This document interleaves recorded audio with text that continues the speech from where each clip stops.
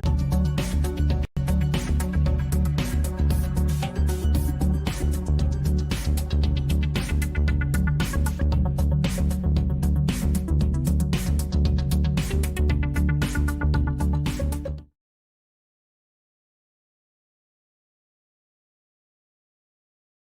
morning, friends. This is Akulmach Live, and I'm Chandrakant.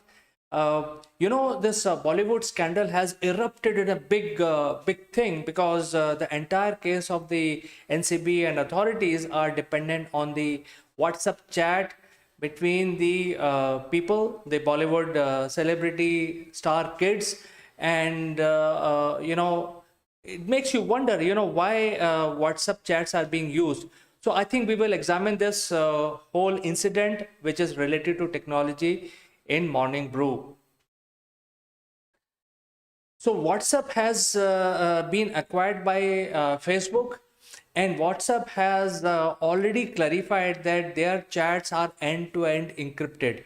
So whenever you are basically sending a message to your friend and family, the message can be of personal nature. It could be a video call, it could be a text message, but then WhatsApp as a platform says that it is end-to-end encrypted. And what is the meaning of end-to-end encryption? So to a layman's eye, it sounds like that it is completely secure. So to understand this in more detail, the encryption depends on the sender and the receiver.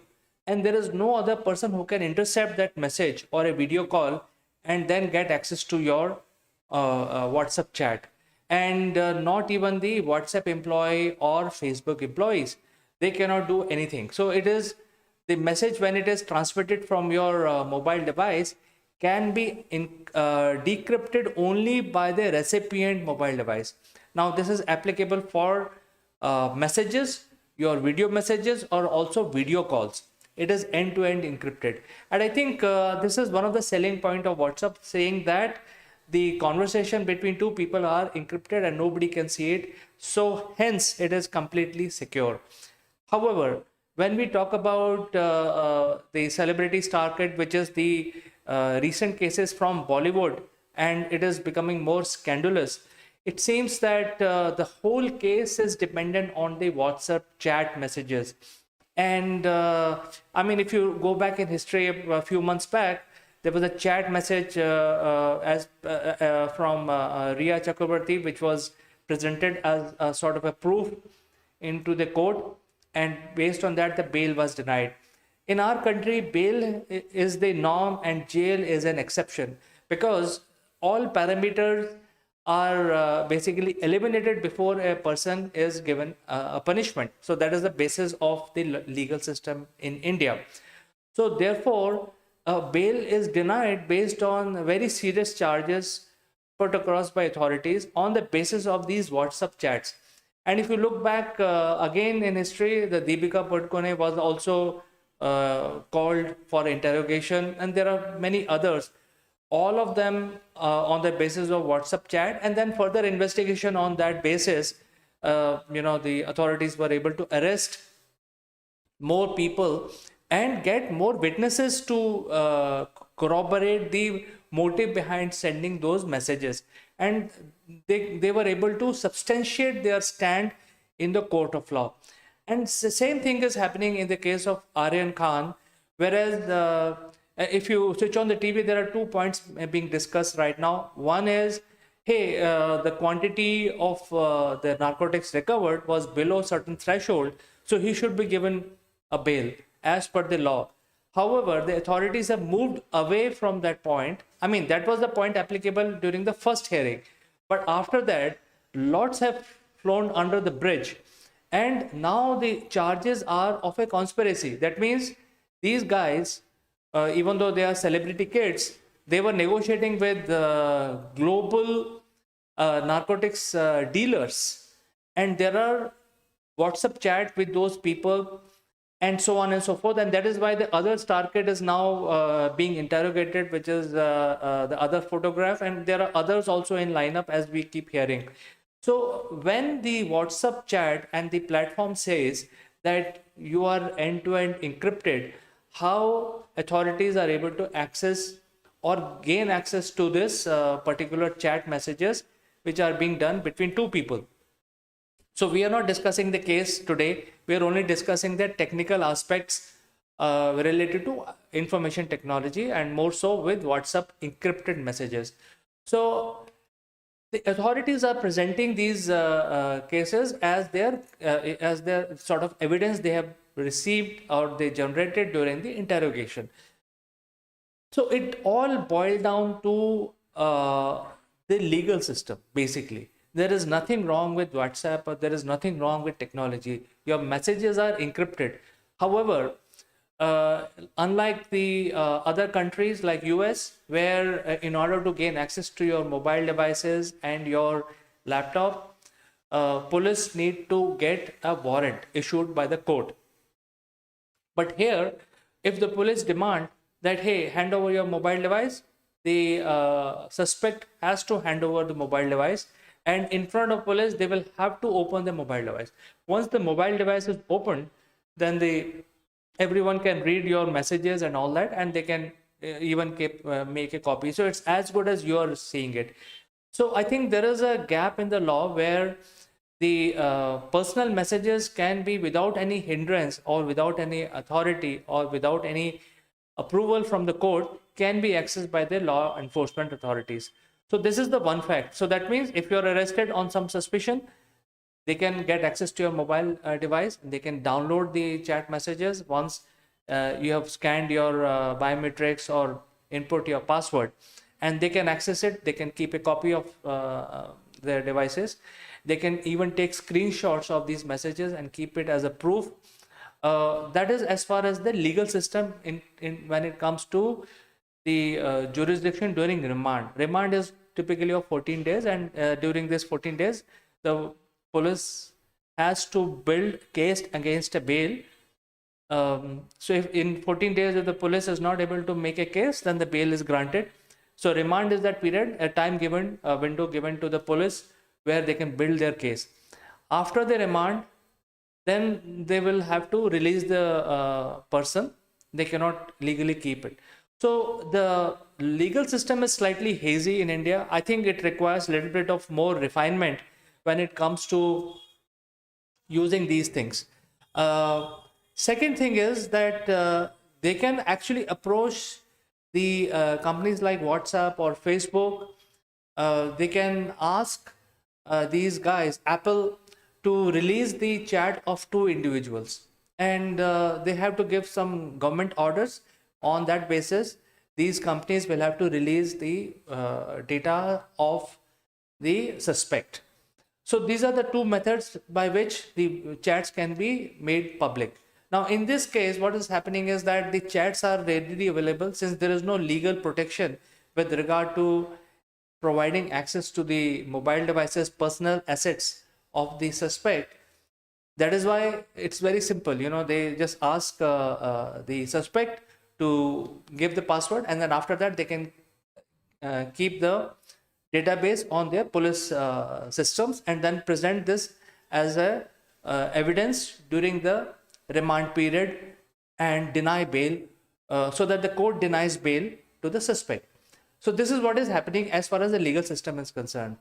However, I must point out that when you take backup of your WhatsApp devices, there are usual backups which are available. You can take backup of your devices of your application on the device. Until some days back, that backup was not encrypted, but recently WhatsApp has encrypted that backup.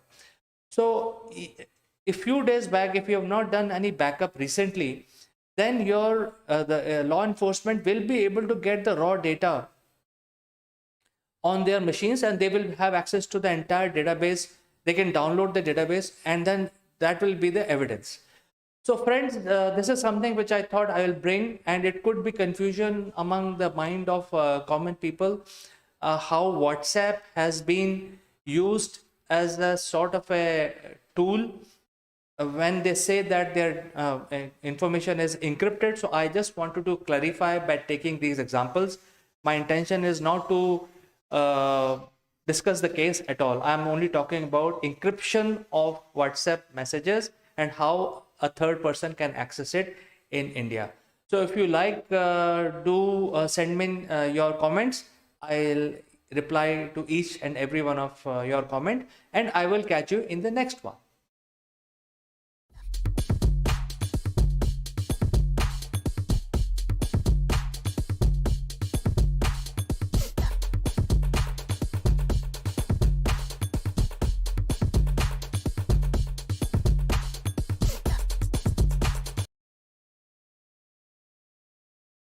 Friends, I'm Kanchan from Akulmach Technologies. You are welcome to Job Class. Today we have Ritu Gupta, who is the CEO of Four Seasons PR.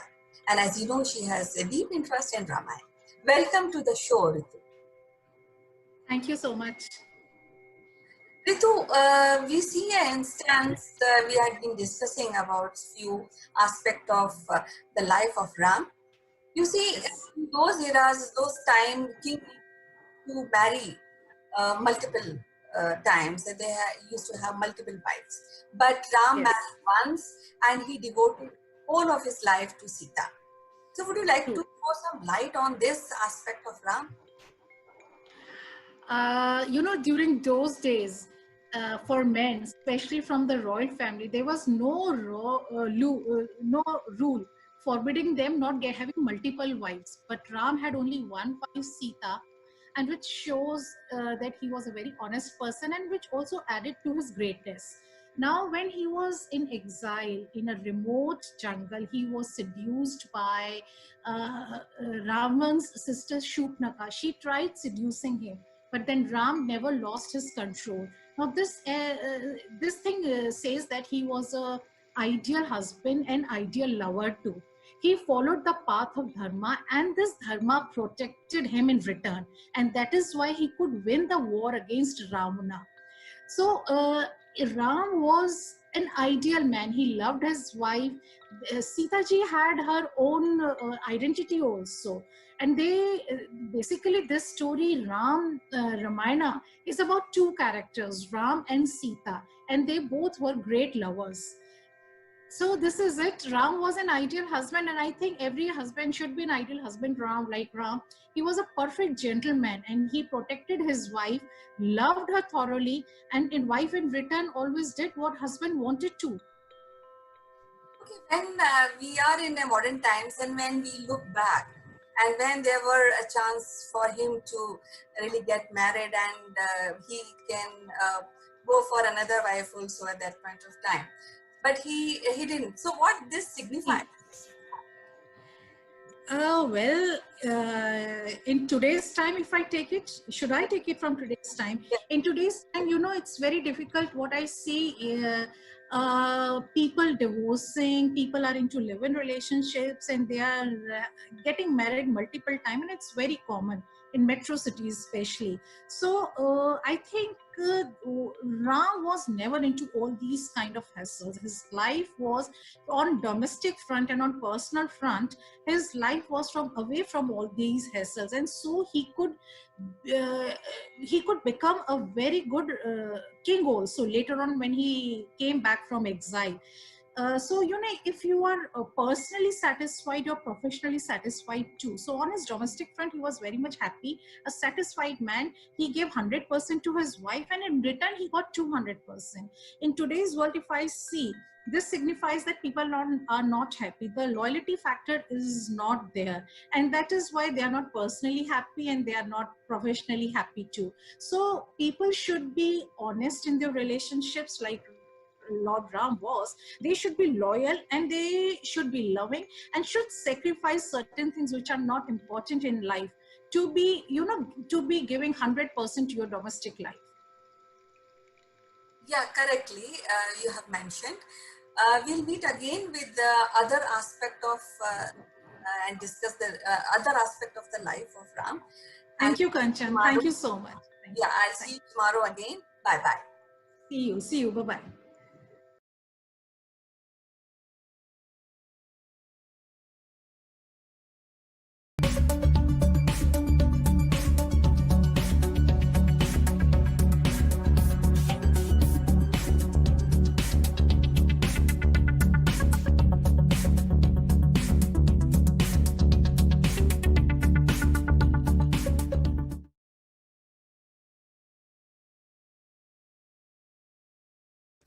Good morning, friends. Welcome to Akulmach Live. I am Chandrakant, and in today's session, we will talk about common laws which are applicable in India. And objective of this video is to make everyone aware, especially if you are an Indian citizen, about the laws which are applicable and you should know about it. So moving on, number one is all of us are using the LPG gas, which is a low petroleum gas in our house for cooking and various other purposes. And you may not be aware, or you may be aware, that in case the cylinder or the bottle of the gas catches fire or explodes, you are covered under a 40 lakh cover, insurance cover by the authorities. So this is the first law that helps you. Just in case, knowledge of this law will be very helpful. Number two is a law regarding accepting gifts, and India is getting into the gift arena. There is going to be, we just crossed Dussehra, there is going to be Diwali, and after Diwali there will be Christmas holidays, and after that New Year. Usually in this period of time, most of the organizations are used to sending gifts and different kinds of sweets, etc. It's a normal practice. However, as per the law, this is not legal, because gift is treated as a bribe and you can win favors by accepting gifts. So it's not legal as far as the law is concerned. Number three, when it comes to women under trials or convicts, they can be arrested only by women in uniform. So that is the first option. And if in case the arrest has to be made, then women cannot be arrested after 6 p.m. So in the morning and evening, 6 p.m., they cannot be arrested in the night. And in case police arrives to arrest women convict, women has a right by law to question that and refuse their arrest. So this is a very important law, and especially everyone should know about it. Number four, the income tax officer is authorized to arrest you just in case if they find incriminating document against you during a raid, or they can also release you. So they have the same authority as the local police, and people should know that the income tax officer has the authority to arrest you and also release you. Number five, this is very interesting. This is regarding the Motor Act vehicle. Motor Act vehicle in India defines that what are the legal aspects associated with regard to running your vehicle on the streets of India, whether it is insurance or registration, etc. However, if your vehicle does not have any motor, then it is not going to be violating any law, because riding a bicycle or a tricycle is not covered under Motor Act of India. So therefore, the running a tricycle will not attract any legal violation of any sorts. Did you know, friends, that if you are a woman in distress, you can use email to file your FIR. FIR stands for First Information Report. In case you have a problem, there is no need for you to approach the police station. You can send your complaint by your email sitting in your home using your desktop or a laptop. Very important law, especially it will be very useful for women who are in distress. Number seven, this is about live-in relationship. And, in many societies, many communities, live-in is still a sort of a taboo. But friends, you should know that live-in is completely allowed in India by law. And there is no violation of any sort of law by, making a live-in arrangement with your partner. Number eight, this is also very interesting. This is about political parties asking to use your vehicle, your personal vehicle. So they are allowed to use your personal vehicle in their rallies, but in order to do that, they will have to come up with an arrangement with you. So whether the arrangement is with regard to giving you compensation, daily allowance, or for free, there has to be an agreement between yourself and political party. However, as per law, they are allowed to access your personal vehicle to be used in their rallies. Number 9, very interesting. I think most of us would be knowing about it. It's about if you by mistake are challaned by the traffic cops on the streets of India, you cannot get challaned again on the same day. So one challan per day is what is required. It is not like this that you got challan on this corner or on this street, and further 100 meters away from the same place you got challan again. So it is only one challan, one traffic violation per day is allowed. Suppose you are challaned, you will not be challaned again. So very important. I think most of us are already aware of this, but this is a common law, and therefore I thought I will cover in this one. So these are the 9 laws which are common laws, and I thought I will bring this to you as a consolidated batch and explain what are the laws which are designed for the benefit and ease of use for the citizens, so that they do not get exploited and they should know their rights. So friends, hopefully this will be of use to you. Do write in, send in your comments, and I will catch you in the next one.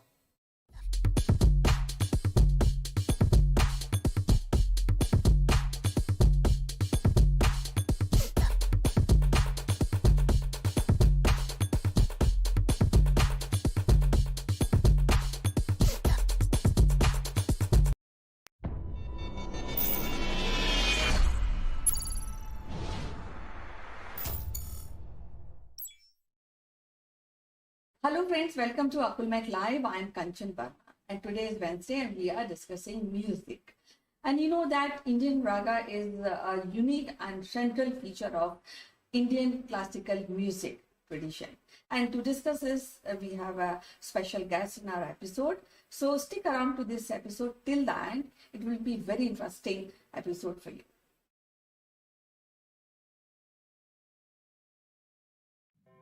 Welcome back, and today is Wednesday, and you know that we have Dr. Shambhavi Das with us, and with whom we will be discussing Raga of the day, and we'll also be listening songs she will be singing for our audience. Dr. Shambhavi Das is a well-known music therapist, and she also teaches music. She has her own academy, Surdemi.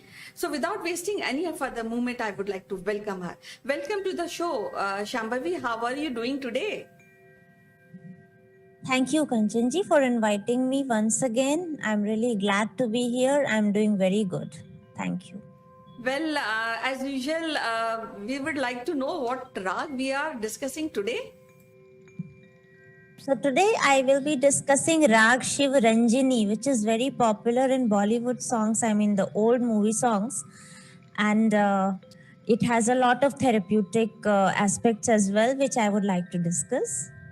Well, before we start and discuss this raga, we would like you to sing something so that people can correlate and understand the raga. Sure, sure.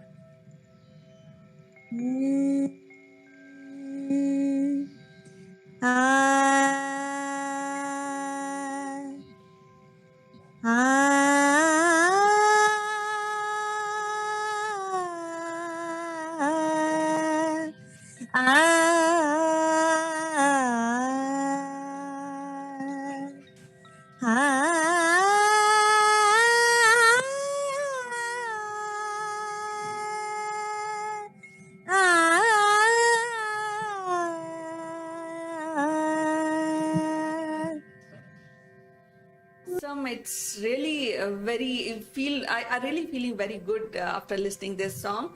So let's discuss the raga of the day today. So this is Shiva Ranjini, and it's a pentatonic raga. It's a 5-note raga.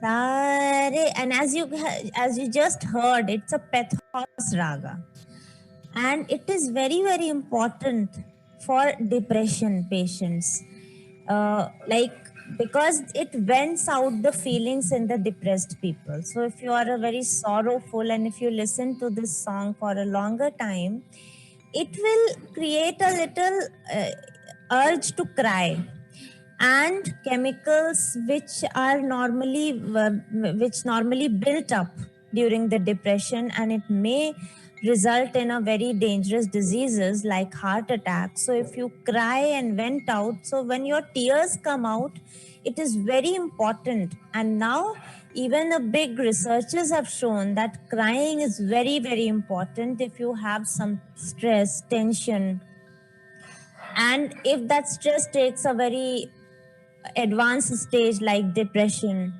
MDD, major depression disorder. So obviously it may create a lot of problems. So tears are very good for the survival of your brain and for your life. So that, because it actually uh, saves you from many major problems. So this rag is very good for venting out, for releasing the tears. This is the psychological one. And one issue, physiological, is that it reduces the Agni Tattva, the heat in your body. So, sa, sa re ga pa da sa da pa ga re sa. Just 5 notes are there. Ma and ni, as you just might have observed, it's not there. Ga is the lower ga. Sare ga, it's not the pleasant one, it's lower, so it's giving a very pathos, sorrowful meaning. It's a very good meaning. Shiva Ranjini means Shiva when he got fearsome. So this Shiva Ranjini, Shiva is Lord, Shiva Ranjini is to please. So this raga was used for pleasing Lord Shiva when he was in a fearsome mode. So this rag is very effective when you have certain feeling like fear, insecurity. Actually, fear and insecurity are the root causes of stress and tension. You might not know, but you have some certain fear, financial fear, family fear, any fear or stress or insecurity. So this rag makes you vent out that fear in many ways, and it reduces the heat which is coming out. It's a midnight raga also. So it's very important. It's very effective when you listen to certain ragas at a very correct time. So this raga is meant for 12 at night to 3 at night. So when at that time when you listen to the raga while asleep, it's very effective at that time. And it's a pentatonic raga, and it gives you a pathos feeling. Even it's a Shringarik raga, and sober romance means not a very pleasant one, but sober romance means viraha, romance which is more mixed with the sorrow, agony. Well, we had been discussing raga for such a long time, and as a person, I came to realize that music is a very important aspect of well-being of human life, and everybody should learn music. So now, when I have this realization and really feel that music in the school has to be taken as a major subject, not a kind of a extra activity. So, what you feel about this? It should definitely, but the problem is our culture, or whatever culture, when people always run towards the streams where you are more financially secured. Now, when it comes to arts and music, we all know that the policy makers are not doing much for anything, because they think that it doesn't have that usefulness. If you go to the science side, then you have a lot of funding. If you go to the technology side, if you're an engineer, so So the moment you finish the studies, half of the companies are standing beside you to recruit you. But in our cases, we have done PhD, and there are a lot of people who are doing so much in this area, but to some extent it will take a long time for music and arts to come into certain mainstreams because of the policy making problems, because of our, although in the west now they are still funding, they have that uh, feeling of usefulness through music and music therapy. Now music therapy as a field is emerging, so when it goes to the hospital, maybe in another few years, when it goes to the hospital, when it goes to the educational centers, when we make it like a department, when they see the change and when they see that the holistic treatments are changing people from the root, then it might take a change, and it might, in schools also the kids might learn that it should come into the mainstream. But as of now it's a very big problem, especially in India, because because it's not giving you money. If you are really, if you are really have some wisdom, and you feel that, like we do always feel, okay, whatever less we are getting, it's okay, at least we are enjoying our lives, we are not stressed out, we are lesser stressed out. So this feeling has to come from the family, that the parents should tell the kids that it's okay whatever field you take.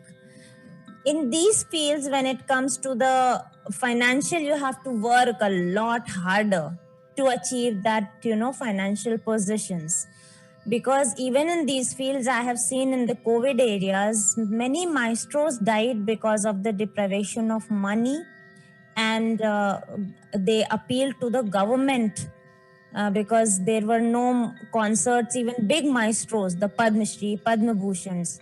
They appealed to the government to have the money, like they wanted money for the survival. And yes, government did help little bit because they were maestros. But what about the veteran people who are still, and there are many. So I think the change will come, but right now it will take time. And there are many ways for the kids. When I teach kids, I always tell them the purpose of learning music, and what ragas, how the ragas help you. So when you teach your kids that, okay, this raga should help this, and this is why you are learning, because of your good focus, because of your good memory, this is why you are learning music, then the kids will crave to become a musician. So that element will go, that okay, whatever the money problem, I just want to pursue this field. So I think in the kids, in the schools, they should be told about how music, what is the purpose of music, what is the scientific use of music. So they have to be told in a very logical way. Otherwise, it will be, roll up behind. You mentioned a very thought-provoking point, and I think that policymakers, as you mentioned, they should be more concerned about these streams like music and, of course, other paintings and frescoes making, because even if we go behind, I mean, in the antiquity, I feel that we can come out of the life of the people by really going looking into the case painting and other stuff, which are I can say it's more of artistic manufactured in those time in antiquity. So yes, I think music has to be given a due place in our curriculum in the school, and parents along with the policy makers, even the school professional should think about it, because it is a very, very serious aspect of well-being and human development, right? Definitely. So before we close it, this episode, I would like to hear one more song based on today's raga. So there are many ragas in Shivaranjani, like te तेरे मेरे बीच में, तेरे मेरे बीच में कैसा है ये बंधन अनजाना, मैंने नहीं जाना, तूने नहीं जाना. This is one. Then दिल के झरोखे में तुझको छुपा कर, यादों को तेरी मैं जोगन बना कर रखूंगा मैं दिल के पास. सुन लो मेरी जाऊंदार, बना के क्यों बिगाड़ा रे, बिगाड़ा रे नसीबा, ऊपर वाले, ऊपर वाले. So you can just see that all the, even the lyrics in this rag are so pathos, agony oriented, karun ras. So there are many songs, especially जाने कहाँ गए वो दिन, कहते थे तेरी राह में ना ना ना ना बिछाएंगे, चाहे कहीं भी तुम रहो, चाहेंगे तुमको उम्र भर, तुमको न भूल पाएंगे. So there are many such songs in Shivaranjani, and it's a beautiful raga to listen to. As usual, it is so wonderful to talk to you today and listen to the music and understand the raga of the day. And somebody who wants to learn music, I think they can contact you directly or they can contact us. We'll pass your link to Dr. Shambhavi Das. And it is the right time to really introduce your music with ourselves, and people can learn because they are following social distancing. So as usual, I said it's lovely talking to you. We'll meet again with different Thank you so raga. much. Till then, Thanks for bye-bye. having me. Yeah. Till then, bye bye and take care. Sure, bye. Thank you.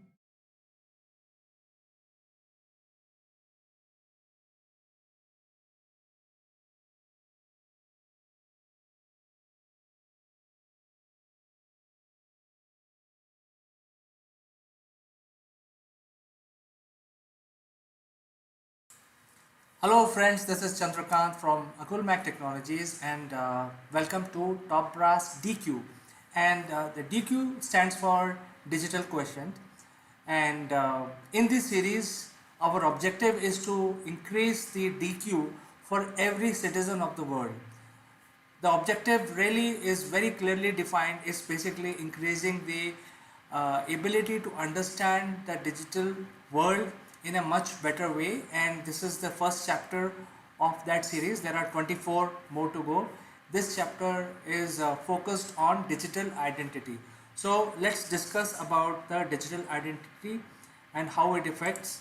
So as you see, the identity of a human being is really the uh, his face and his name and his signatures. So that is how the identity of a person is captured. But when it comes to digital arena, then how do you make sure that the same identity of a person which is in physical world is captured into the digital world? So this is really the definition of digital identity, which is exact replication of the person's physical identity or organization's physical identity, application's physical identity, or a device like a mobile phone or a tab, etc. So I think it's important to understand what is digital identity and how it is correlated to my physical identity. So as we are moving forward into the 21st century, I think there will be a time when the digital identity will exactly match your physical identity. That means whatever you do on the digital media will be tracked directly to your name and to yourself, and the time is very near. So I think it's important for everyone to understand how to create your digital identity and how to match it with physical identity. So in this session we will discuss what is your digital identity. So as you know that when we say that when we log in into internet, that becomes my digital identity. So what you would use to log in is basically a username and a password. So using that, you will log in into variety of applications like email or a Facebook or Amazon. And this is a trend everywhere, whether you are in Malaysia, US, Europe, or in India. You have to have your username and password defined to get started and to start using the internet. And many people will think, hey, that becomes my digital identity. That means my username is my digital identity. And that is not the case at all. See, what happens is after you log in into system, you may use the system in variety of ways. You may use, if you are a businessman, you may use to see your stocks. If you are a student, you may see it to study online or to check your scores. If you are a casual user, you may want to share your pictures. You may contact your friends via Facebook. If you have an opinion about some subjects, you may tweet using the Twitter platform. If you want to explore business opportunities on the web, you may log in into LinkedIn and try to see who can be your business partner, check the opportunities, job opportunities or business opportunities. So, so these are the things that you normally would do. And lately, a lot of e-commerce has also come up in a big way, where you go to online portals and buy things of certain types. So some people may buy gadgets more, some people may buy dress material more than other things. Some people will like to check out what is available today, which is or the prices are moving up and down of different commodities. Many people like to just survey the market, so do window shopping using Amazon, see what is latest coming into the market. So you see the impact of digital world is so profound today that you not only log in to check your emails, you log in to read news, you log in to buy your things, you log in to get your groceries, you log in to see what are the opportunities for you, you share your pictures and different events about your personal life in Facebook. And if you have an opinion, you also express your opinion using Twitter. Apart from that, there are other areas like hospitals. Nobody is keeping any record in a physical format.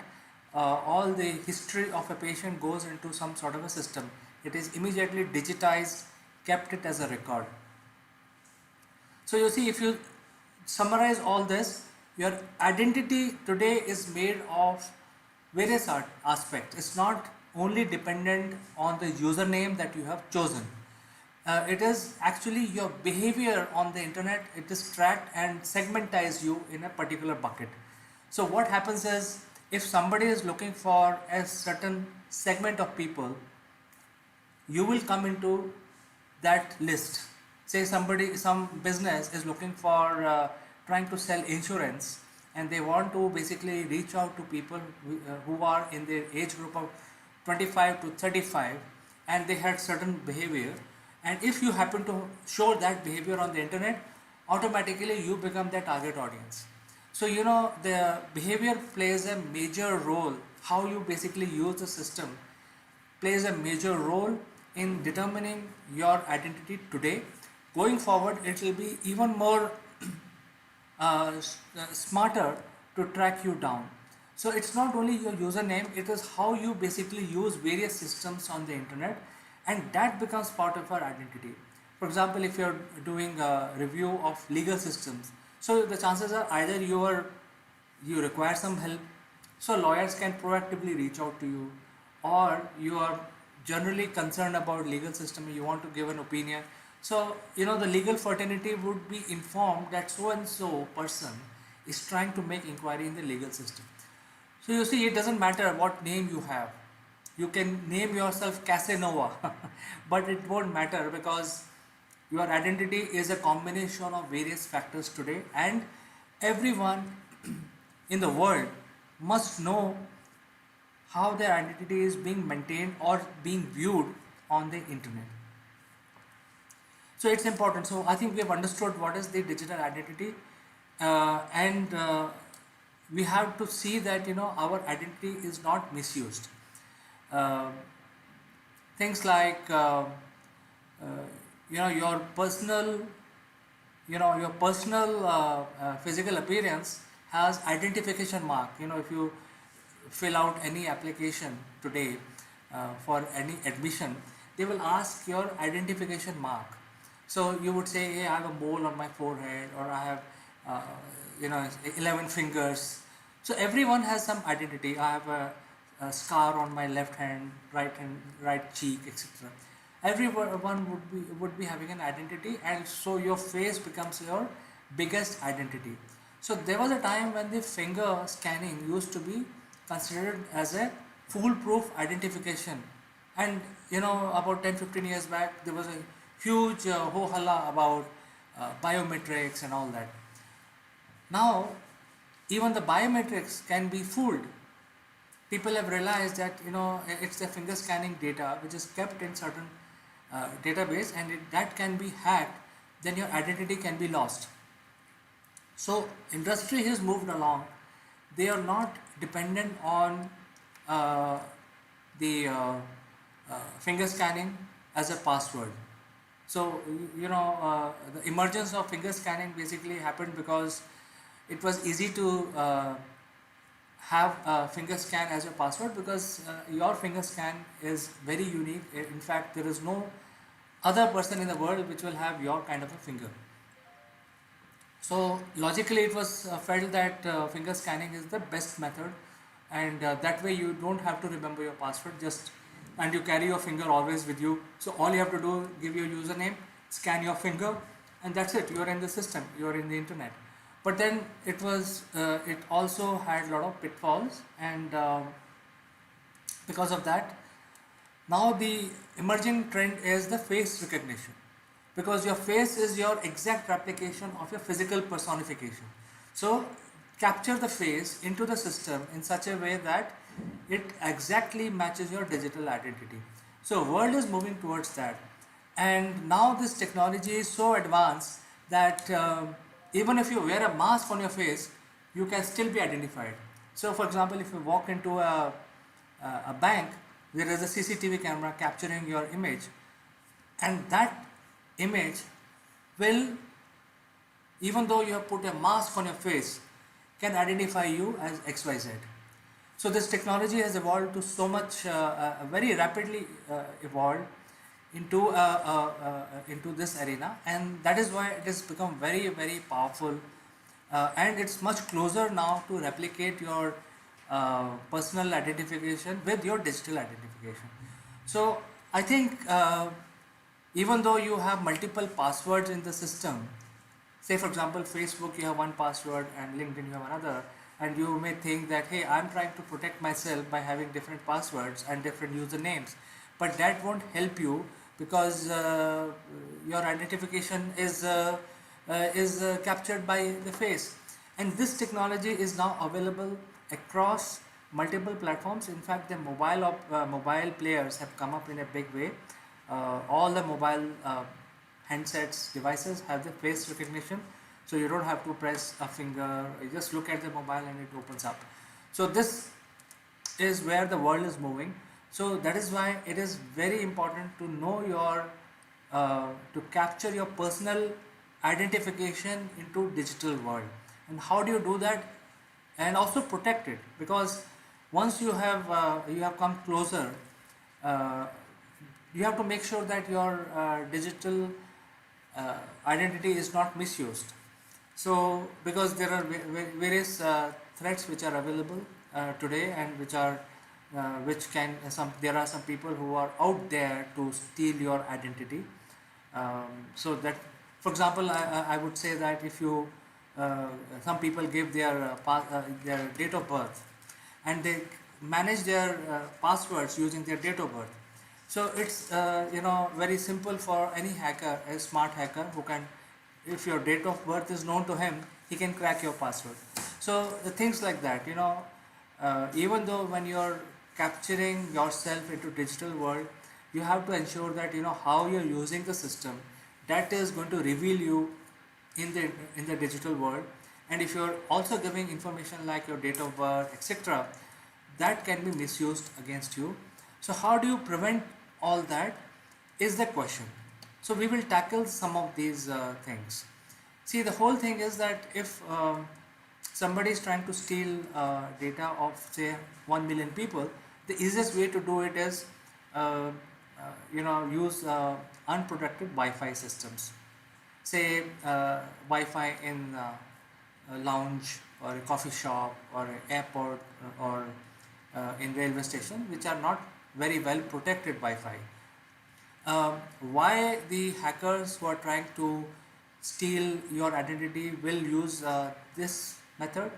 Number one, it is easy to hack in because it's not protected. Number two, they can easily hide themselves. See, it is like this: somebody is trying to steal your identity and steal your data. They will like to first conceal themselves because they are obviously committing a crime. So they don't want themselves to be exposed while they can see all your data. So I think this is the easiest method by which they can reach out to you. So make sure that even though somebody says that hey, use a free Wi-Fi in the lounge, don't get tempted and get connected to a free Wi-Fi system in a lounge. Similarly, when you see unprotected web page, don't click on that. Don't go to that page itself, because what happens is, for the same reason that people who are trying to use unprotected web pages, they will very easily conceal their own identity. And when you are browsing something which is not protected, in the backend they will have some sort of a software running which will capture all your data, your pictures, your documents on your PC without even you knowing about it. So make sure that don't look at the web pages which do not show the lock sign on the left hand side top in your browser. So these are very, very important keys. I think everyone should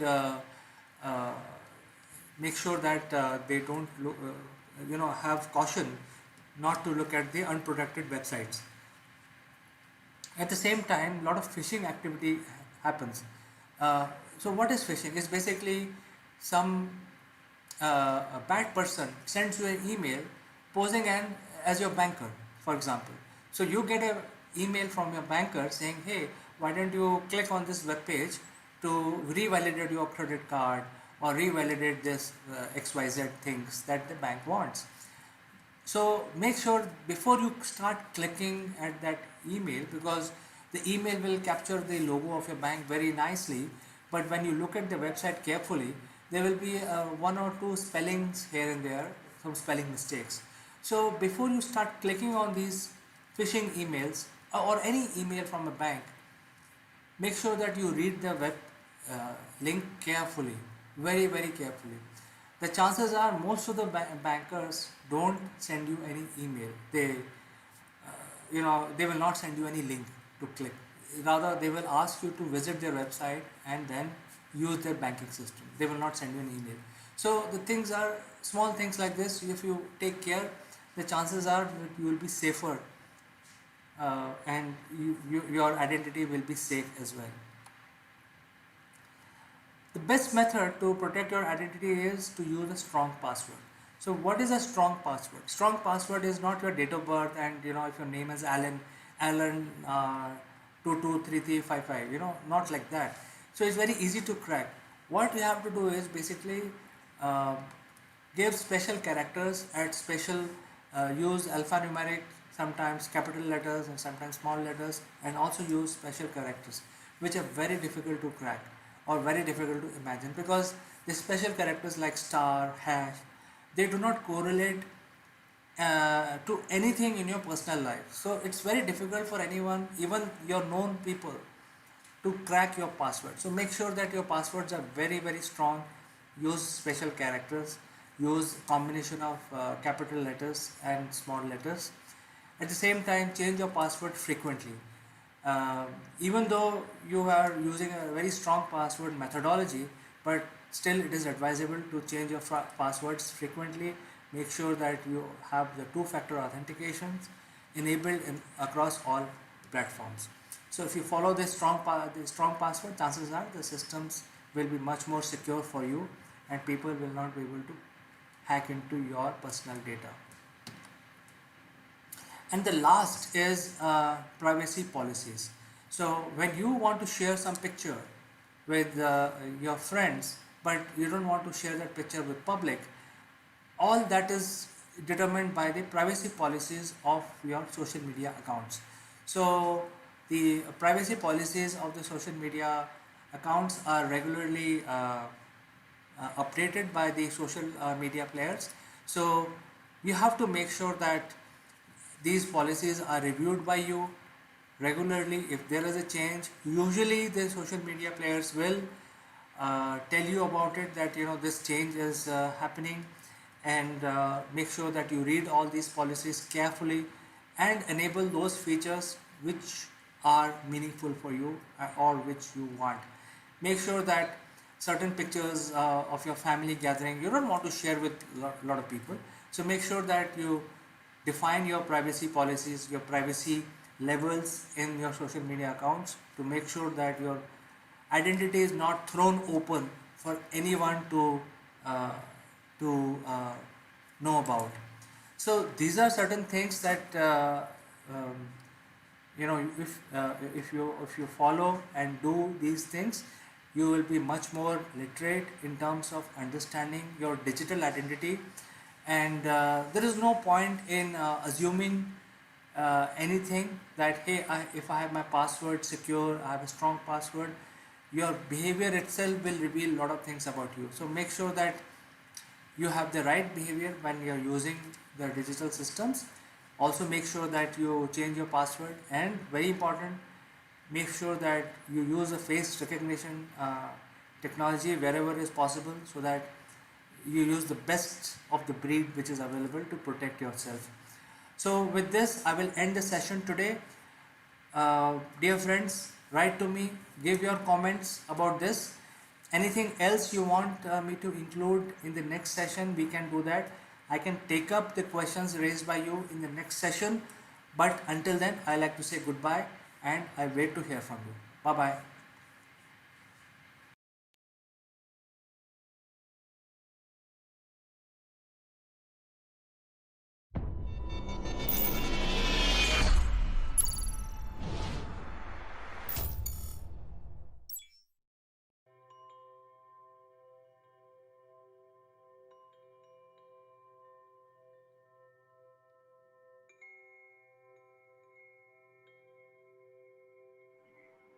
Hello everyone. I hope everyone has had a good week so far. Let's today get started about discussing how sustainable we are. So in short, sustainability looks to protect our natural environment, human and ecological health, while driving innovation and not compromising our way of life. I have my three very able friends who are here, and let's get started. So we have CK from Akulmach Technologies, we have Neville from MindFit, and we have Kanchan from Akulmach as well. My name is Farida, and I'm the CEO of Career Zoom. Over to you, CK. So good morning everyone, and today we are discussing about the business sustainability post-COVID. And I think it's a very debatable subject, so we thought that we will debate it out, what is important for business, what is not. I personally feel uh, the behavioral waste. I am picking your subject, Neville. There is a lot of behavioral waste which needs to be undone, and new skills need to be developed by all organizations if they want to succeed post-COVID. And adherence to digital, uh, acumen, and also promoting their teams to use digital platform as much as possible. So, Neville, what do you feel about this? Well, as we coined behavioural waste, it really was with a sustainable theme around it. So if you imagine, what is waste? Well, waste is garbage. And frankly, we don't really know what to do with garbage. We just sort of package it up and throw it on a landfill or burn it, neither of which are very environmentally friendly, but it comes from a thought process. So now, I mean, in the UK, we have recycling. So rather than one bin and one garbage truck that comes around every week, we have 5 bins and 5 different garbage trucks that come around every week. And in those bins, we've put paper and cardboard. In another bin, we have plastic, tin, and glass. And in another bin, we have all of our food waste. And in another bin, we have general home waste. In other words, that which can't go into any of the others. And then we have another one, which is picked up every fortnight, which is garden waste. So all those grass clippings and tree cuttings and goodness knows what else that you need to get rid of. Now, the interesting thing is what happens to them. So we've now got the thought process of putting them in different bins, which is great. But what happens to them after that? Well, all the plastic goes to China, or used to go to China, and they used to burn it or put it into landfill. So all we've done is we've just exported a problem. So is that sustainable? So I think the thing we need to think of as an organization is, what is really sustainable? What can we do in our organization, in our everyday life, that makes ourselves sustainable, which might be eating well, by the way, and getting good exercise, but also makes the environment sustainable. So this is a huge topic. So, but fundamentally, it starts, as Chandra said, it starts with behavioural waste, which is the 5 inches between these things, and we've all got them, ears, you know, holds our glasses on. So, so there you go. That's my 2 pence to throw into the pool today. Who's next? Yeah, I think when we talk about sustainability and when we are talking about the organizational culture, that also plays a vital role in sustainability, because the business affect environment as well as the society. That's why we take up people from different cultural background. But the question is, then when companies and organization hire these people, are they willing to give some training of cross-cultural behavioral set, so that they can merge in the organization seamlessly? A part of this, we require to have a good business, and we require the sustainability clause for a progressive society as well as progressive environment. So I think it's also deals with the ethics of business ethics, and of course the morality of a personal morality. And when we combine both that, then the results are awesome. And I think organizations and companies should look into this, which is very, very highly recommended as far me is concerned. Yeah, it's excellent. I mean, look, if we look into the backgrounds, even look where we are. I mean, who's got a sustainable light? Are we all into LEDs, or we are into old money, the old filament lights? I mean, in the UK, they've legislated, so you cannot any longer have an old filament light for 5 years now. Yes. So I just want to bring into the subject that governments, communities are legislating some of this, and hopefully helping us to think differently. I think I'll just kind of pick up the thread from here. When we talk about sustainability, we talk about meeting the needs of our future without compromising the ability of future generations to meet their needs. that is sustainability, as Investopedia actually defines it. The concept of sustainability is composed of three pillars: economic, environmental, and social. Informally, we call it profits, planet, and people. Yeah. It's very difficult to break it down into each of these silos because they are so interrelated. um, One of the things that I kind of read very recently was basically get your profits by attraction rather than coercion. So for instance, there are so many people who dream of an American life. This is a little bit on the tangent, but it's funny, but it's so true. People dream of an American life, the American dream. It's not because of the other things. There are a lot of things, but one thing which basically works on everyone's mind is the Hollywood movies. Because when you actually, when the planet is attacked by aliens, the way that they position the whole thing is the White House is involved, all the decisions are made in the White House. The president is actually on their toes and makes all the decisions. So there is a drone which would go in. So the way that, for instance, Starbucks, my little girl keeps asking me, I want to go to a high school in America and I want to see the locker room, because that's the way it's kind of, gone into people's minds. So sustainability, attraction rather than coercion is how the way should be forward. And this is something that every other economy needs to actually learn, as to how to use the medium which appeals to a larger mass to sustain the future.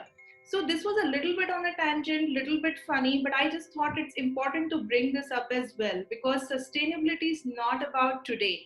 Today you are fantastic at sales and your business is doing very, very well, but have you as an organization built the pathway to future where you can sustain and grow, or something better will come in and it will fizzle out?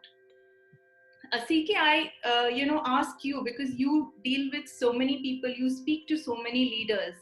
Do you come across this particular subject with the people that you speak with? And does the audience actually focus on sustainability as something which is to be looked at very, very seriously, or it's not very evident? To be very frank with you, you are absolutely on the dot.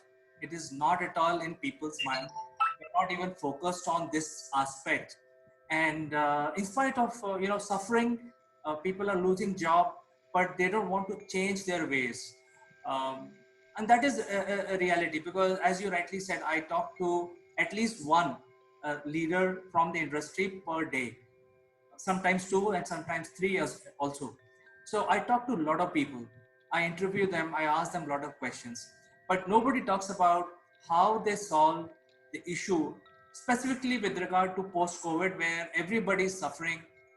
The GDP of the countries are suffering, but nobody is making strategies to make sure what is the next path. They're just waiting. They're thinking that, oh, hey, COVID will go away after some time and then the things will fall back to normal.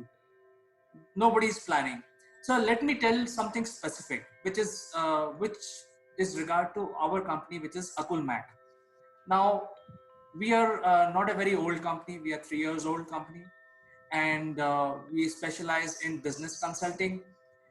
And we had a lot of clients last year until 2019 December, and we are a small company. Now, even though we had a lot of clients, but then after COVID, when people are not buying things, then the clients don't need to sell anything. If nobody's buying anything, nobody's selling also. So demand and supply formula. So with regard to our business consulting business, it's slowly slided downwards. It took a downward dip. So what we did, we were concerned about sustainability of our own self, because we are a small company and we had to sustain in the changing environment. So we changed our ways. We embraced the digital era very early. In fact, even before the lockdown was announced, we were actually evaluating virtual office platforms. And there is one platform from LA and there's one from Israel. And it was, piece of cake for us to migrate to digital platform, even in the month of February to 2020. So we were very friendly with the new ways, and we didn't lose much because we were concerned about just simple aspect of sustainability. There could be many other aspects.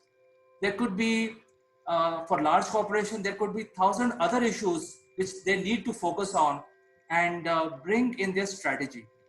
So this is what I feel. Kanchan, you can share your thoughts. Yeah, you were talking about the about how we have overcome the problems when this COVID started. But I also want to tell all our panelists that there was not an easy cake because we had to do a lot of brainstorming. But when we are talking about sustainability, not for Akulmach, but other companies who are coming bit late in the market, or they are still in that thought process that maybe after one point of time things will be okay. So for them it is a difficult path ahead because most of the people have left the company. And why not only they want to go home sometimes, and there are some other issues, personal issues also with the employees. A part of this companies are not willing to pay also. Now when we talk about sustainability, I think now companies should come out with some robust planning and functionality to get employees retained in the company. And I think that is also high time in education also, when we are especially in colleges, and if they are doing some MBAs or business management courses, they should also have one topic of how to deal with crisis, or how to deal with companies, and how to be part of the company in crisis. You see what happens. And when we talk about customer loyalties, when we go into market, we also have to be very much aware about the loyalty towards the company when an employee is working. What do you say, Farida? Okay. Couple of things here. I think 2020 is a brilliant rule because we all know what went wrong when we look back. Yeah, when we look in the past. Secondly, it's like a contract. Nobody reads the contract until something goes wrong. So it's same with the current situation. Now this has happened. I'm very confident that the business courses will include, paradigms within the sustainability model, etc. Some brilliant startups could not sustain the pandemic. One of the startups which I was personally looking out for and I was gutting for them in Finland, NeoSmart Health, which is basically artificial intelligence in being able to detect diseases which a person might get as early as 10 years before the person is actually in a position to get them, so it can actually be reversed. They couldn't survive the pandemic, and that kind of really hurt me. But if a company like that, which is small, which has raised respectable amount of funding, they could not sustain this, what could they have done differently? So my personal opinion is that as a company, when you start, because sustainability, dealing with crisis is not an afterthought, it's not a reaction, it has to be something that's built into your work plan, it has to be built into your business plan. The training to be able to change gears needs to be from before. It's like it needs to be ingrained right from your education, when you actually start a company, when you start adapting, because afterthoughts are beautiful. 20 years back, if I did this, I would have done this. But what about now? So I'll give you an example. I started Career Zoom. I launched Career Zoom with your platform only. So some of the viewers who watch us regularly, they know about it. Career Zoom is not very old. It's about 3 months old. One of the things that I realized very early on in the in the process was that it was going to be difficult to start commercializing all the data that the company has. So I opened up our talent pool pro bono for clients who do not want to pay or who can't afford to pay right now. And that will not give me revenue immediately, and that's not what I want, but it is about sustainability, because once this model is well established, at some stage I can start commercializing it. So this is one of the strategy. Maybe it will help someone that everything, if you cannot commercialize something, at least keep it running, because then there is interest in that particular thing and it keeps going on and on. Yeah, because if you stop it completely, that I'm not able to sustain this, then it is again going back to square one, starting from scratch and building that entire IP again. So this is one such example, Kanchan. I'm sure Neville has something to add to it. Neville, what is your thought? Well, what going through my mind at the moment is this word of training. You know, we go to school, we're educated, we go to university, we get professional qualifications. You know, I'm an accountant, so I've been a CFO.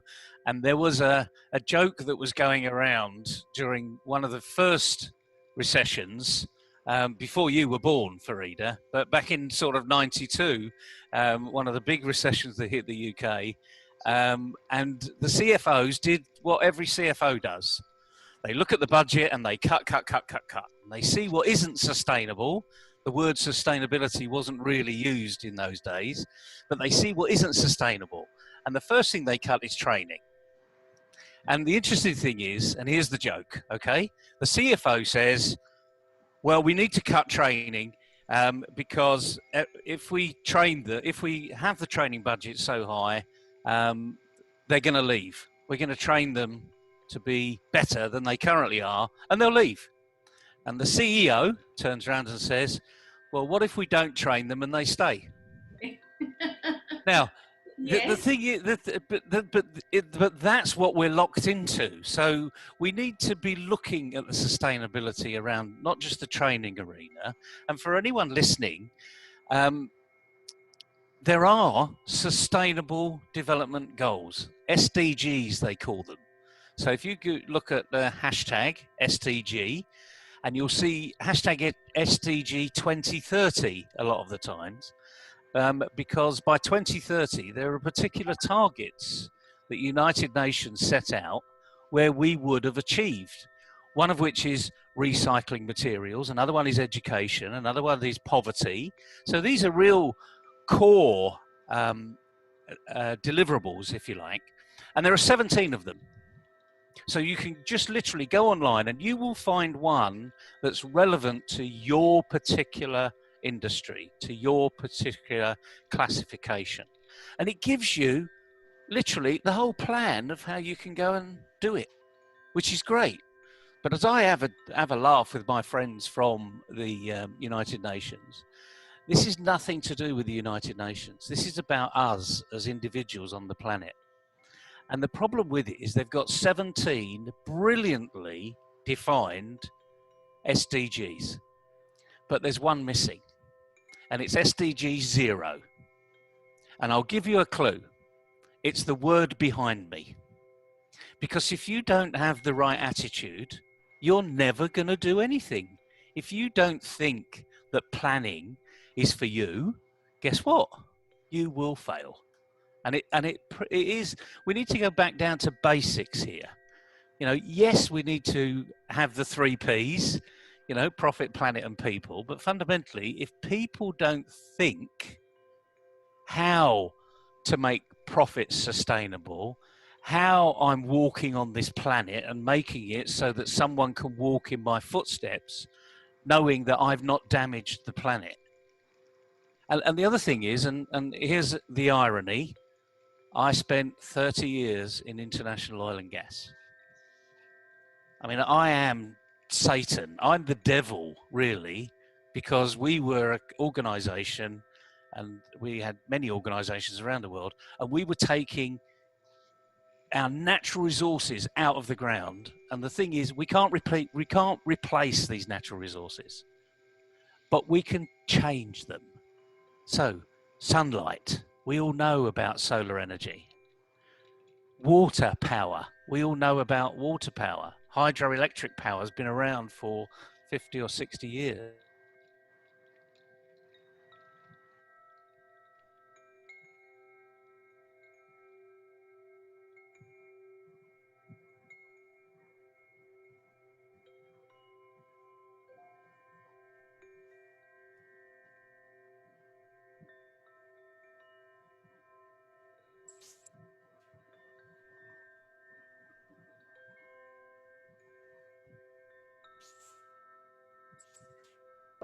Take up few new things, new way of thinking. I think that will always harm.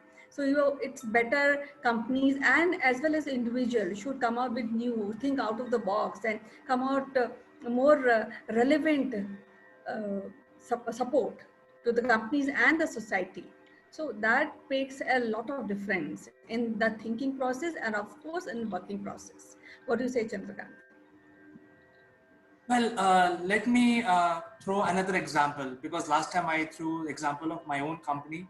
Let's look at the automobile industry, because Naval was mentioning about the oil and gas, and one of the outcome of oil and gas is the automobile transportation industry. So what is happening? The oil producing companies are giving a barrel for free, and they say that, hey, different countries come and buy the petroleum, raw petroleum from me. I will give you $30 along with a barrel. So that is a sweet deal. You're getting free petroleum, and you're on top of it, you're getting $30 per barrel. But the situation is that no countries are buying any petroleum. So I think the countries which are producing oil and gas, what is the sustainability model? They never saw this day will come when the petroleum will not be required by any country, even though they have a need. I mean, they still have a lot of vehicles, but nobody's buying because nobody's consuming any petroleum. So they should have thought about something. And you mentioned, Neville, the solar power. So all these oil producing companies have vast areas with a lot of sun. They could have planned the whole thing much ahead, because they are producing the energy of the world. And why not concentrate on solar power? Why they went buying very expensive cars and change them every 3 months? They could have used that money in a much more better way if they had this thing in mind. So similarly, it's interesting you mentioned in 1992, I addressed an international group of very senior oil people. And interestingly enough, my presentation was about where do we go from here?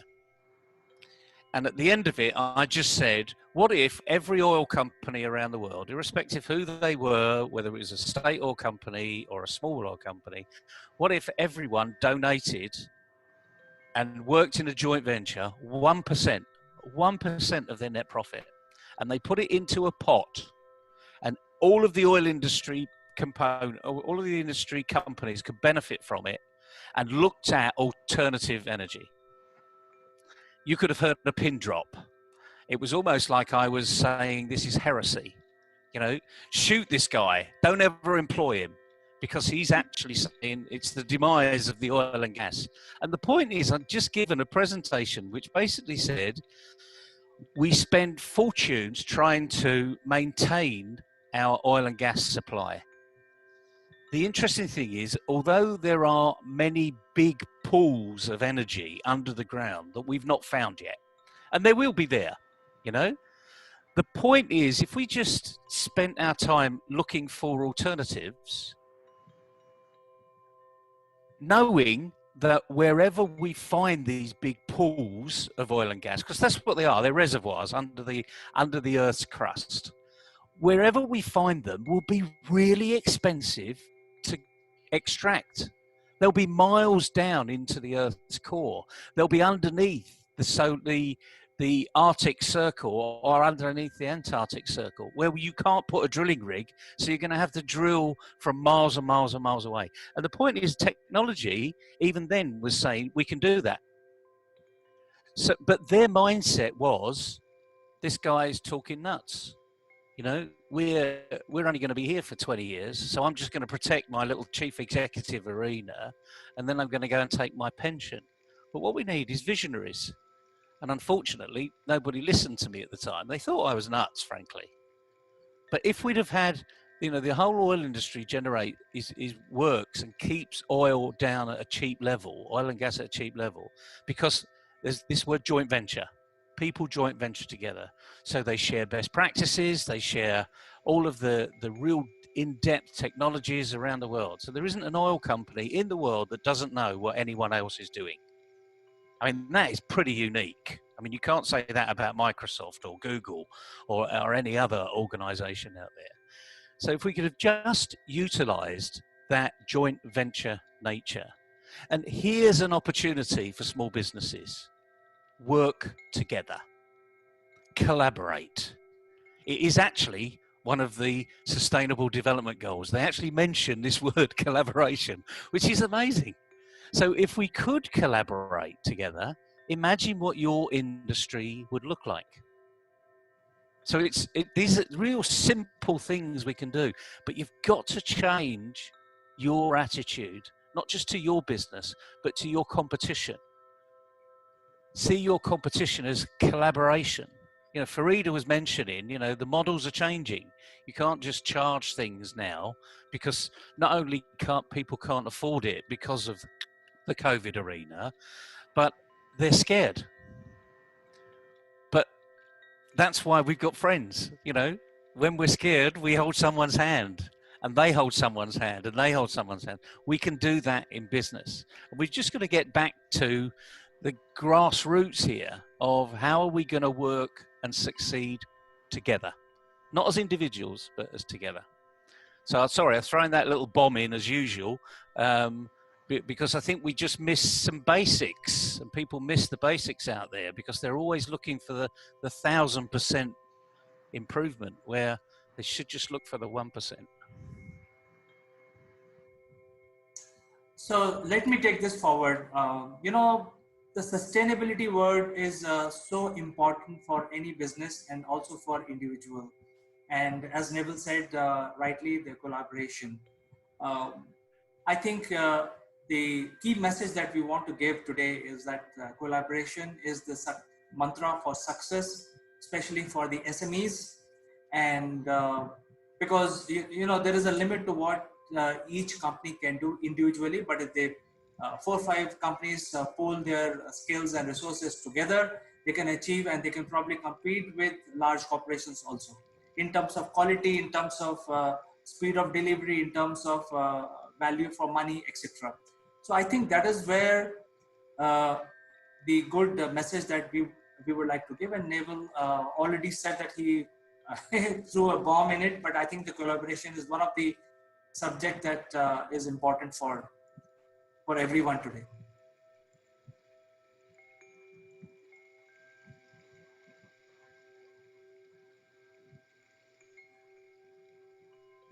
I'll take this.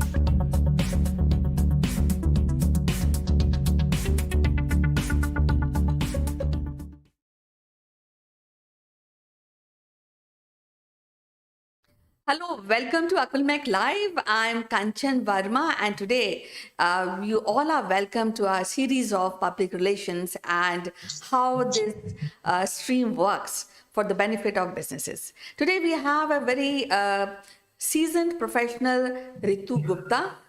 So before we talk to her, let's welcome her first.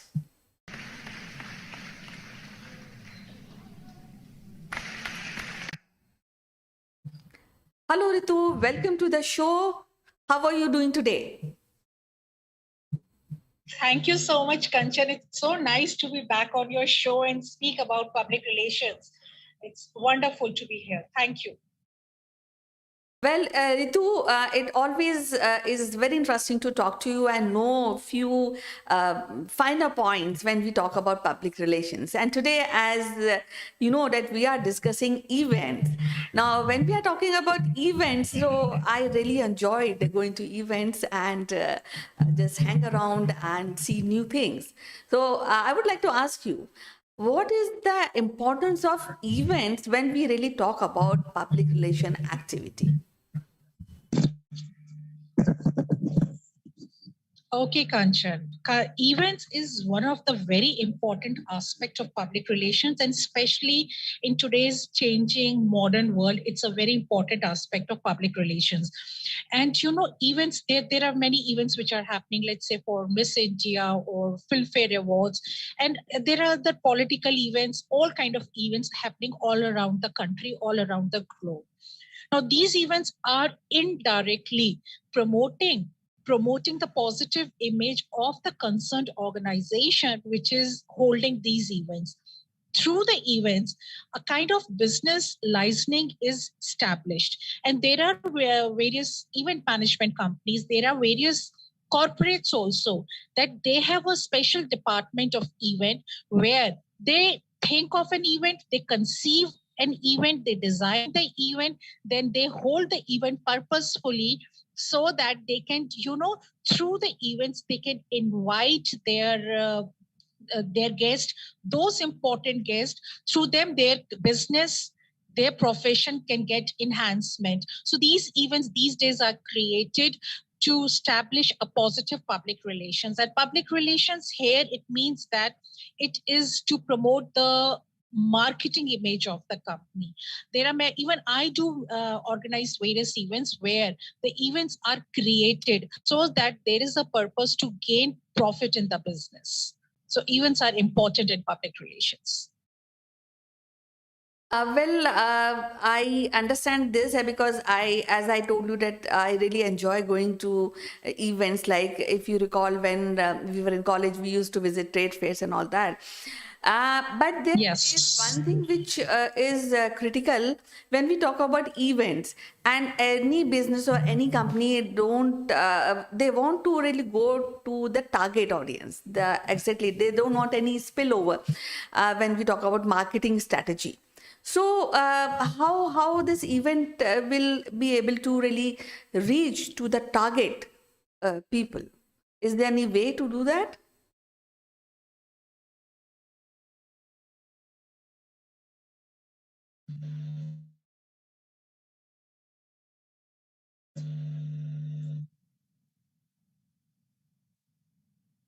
Okay, so events are all you're yeah, you're very right. The events are all target oriented. They have the target audience, and for them, the events are created. So, the guest list is very important. The media list is very important because it is the media which gets you the publicity, and the right kind of the speakers, the right kind of panel, it's very important because the people you invite as your speaker guest, as your panelist, are directly and indirectly helping you out in enhancing your business. So for example, I'm just giving you one example. Just before COVID, I attended one event, and that was organized by Amar Ujala. Amar Ujala, it's a very famous newspaper, and Amar Ujala has got a very important department called events department. They are, they have various verticals. One is related to food. I'm forgetting the name, Ahar something. So through that, they organize a kind of a food festival, which is held in various cities of UP. I attended the one in Banaras. and where they had people who are doing something for the food industry. Perhaps they are making the juicer mixer grinder, perhaps they are into making the tinned food, whatever. So here they give a platform to the people that okay, you pay certain amount of the fees, you get to participate in the event, which is a 3-day event. You get your own stall, you be there, and we will give you publicity, because Amar Ujala has got a very good reach, especially in the central India. So we give you a reach that we give you media publicity. So this is how they get the target audience, and later on these people give the advertisements in the newspapers also. So you have to draft the blueprint. Events are very important, but you have to draft the blueprint that what exactly you are looking out for. So your objective has to be very clear. Well, what will be the cost of organizing a event for a mid-size company? Do you have any, you want to really talk about that? Yes, for example, Ashoka Hotel, I'm just letting you know, because many people, they organize the events in Ashoka Hotel and they have a very good banquet hall. So they have various banquet halls, but the one on the first floor is pretty big. So, there it costs you around 8 to 10 lakh rupees. And it has got a seating arrangement of around 300 people can be accommodated. So that is one, I'm just letting you know the cost. But I've personally, because since I was heading the PR department of a certain NGO, I have organized events in only 25,000 also, because we had our own theater, we had our own amphitheater where we would organize the events. So in 25,000, that was just the costing of, getting the guests, providing them the transportation facility and the food part. So you have to see how big is the event, and how big you want the reach to be, and you have to just find out your sponsors, because most of the events are sponsored events. They are the sponsored events. Like I'm talking about the Amar Ujala, the people who participated in the event, they actually paid the fees, and through that fees, they organized the event. When we are talking about an activity, public relation activity, and we are organizing events, so it should be yearly organizing recurring event for any company, or we can take a break maybe after some time, 2 years, 3 years, and we finalize an event or something. And when we are launching a product or services, when the event becomes so necessity for any business. I personally would say the property, we use the technical term property for the events. When we launch an event and make it an annual property, it should be there. For example, the Dubai Shopping Festival is an annual property. It's an event and it's an annual property which happens every year Dubai, but that's a very huge event. So you should, because the only thing which I can say, these 2 years, some people, they have taken the break for not organizing the event. They have taken the break, and we all know, because of the reason of COVID. So otherwise, if it should be an annual property, so that every year you make more profit, you have more reach, and more people get connected to your event. And the last event is always a learning session, because once the event gets over, we always have a post-mortem meeting. In the post-mortem meeting, we discuss about the faults, about the obstacles, about the wrong things we did, we should not have done, and we make a note of that. That goes in the project report, so that next year when the same event is organized, we don't do the same faults. So it should be an annual thing. Yes, as you said, the event should be an annual thing, because then it becomes, it get correlated with your organization. For example, Manik Chand Filmfare Award. It is now related with, when you say Filmfare Award, suddenly you have the name Filmfare, Times of India, and Manik Chand. So it should be an annual property. It enhances the name of the organization also, and gives them a good PR in the market. I also feel that it also give a platform reaching out to your target audience, as you mentioned that the invites are being sent to the target clients, a target audience. So I think it also enhance the personal relation once we are organizing an event for the target, for the businesses, for the target audience. Would you like to share any case study which you really like regarding this event, any company who has organized and you appreciate?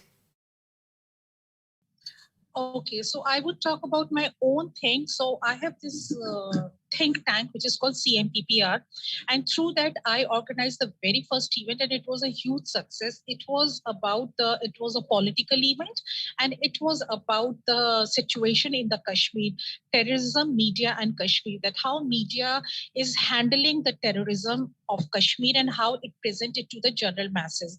So, as I said, I had organized this event in the Ashoka Hotel in the banquet hall on the first floor, and I had invited the school students, like from school and colleges. So like from every mass media institute, university, colleges, two teachers, the two faculties, and 10 students were invited. And I had specifically focused on the students because they are the future journalists of the country. They're going to be the future media members of the country. And it was a day-long event where people from various political groups were invited and they spoke on the event. It was a very successful event, and I can share the link with you later on. Well, as usual, today also it was so enriching discussion, and we discussed about how important events are for a public relation activity.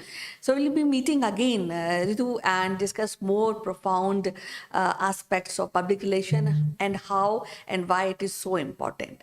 Till then, bye-bye and you take care. Thank you so much. Bye-bye. Nice to talk to you on show. Thank you so much.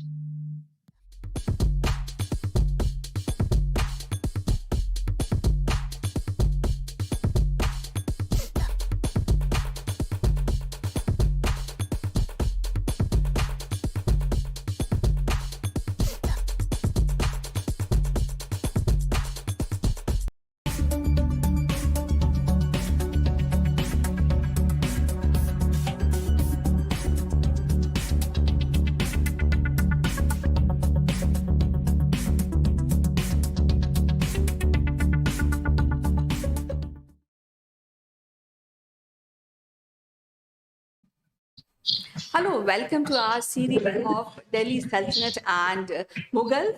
And today we are joined by a very eminent historian. She is Mrs. Meeta Joshi, who is the head of the department of one of the prestigious college in Hyderabad.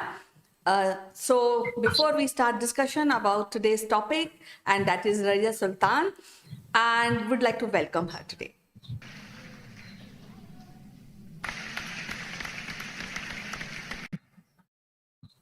Welcome to the show, Meeta ji. How are you doing today? Namaskar, Kanchan. I'm fine. How are you? I am perfectly fine, and as you know that we are discussing Razia Sultan, and so I would like to ask you, what is the importance of Razia Sultan in Delhi Sultanate? Why we must discuss this this head of the state in Delhi Sultanate?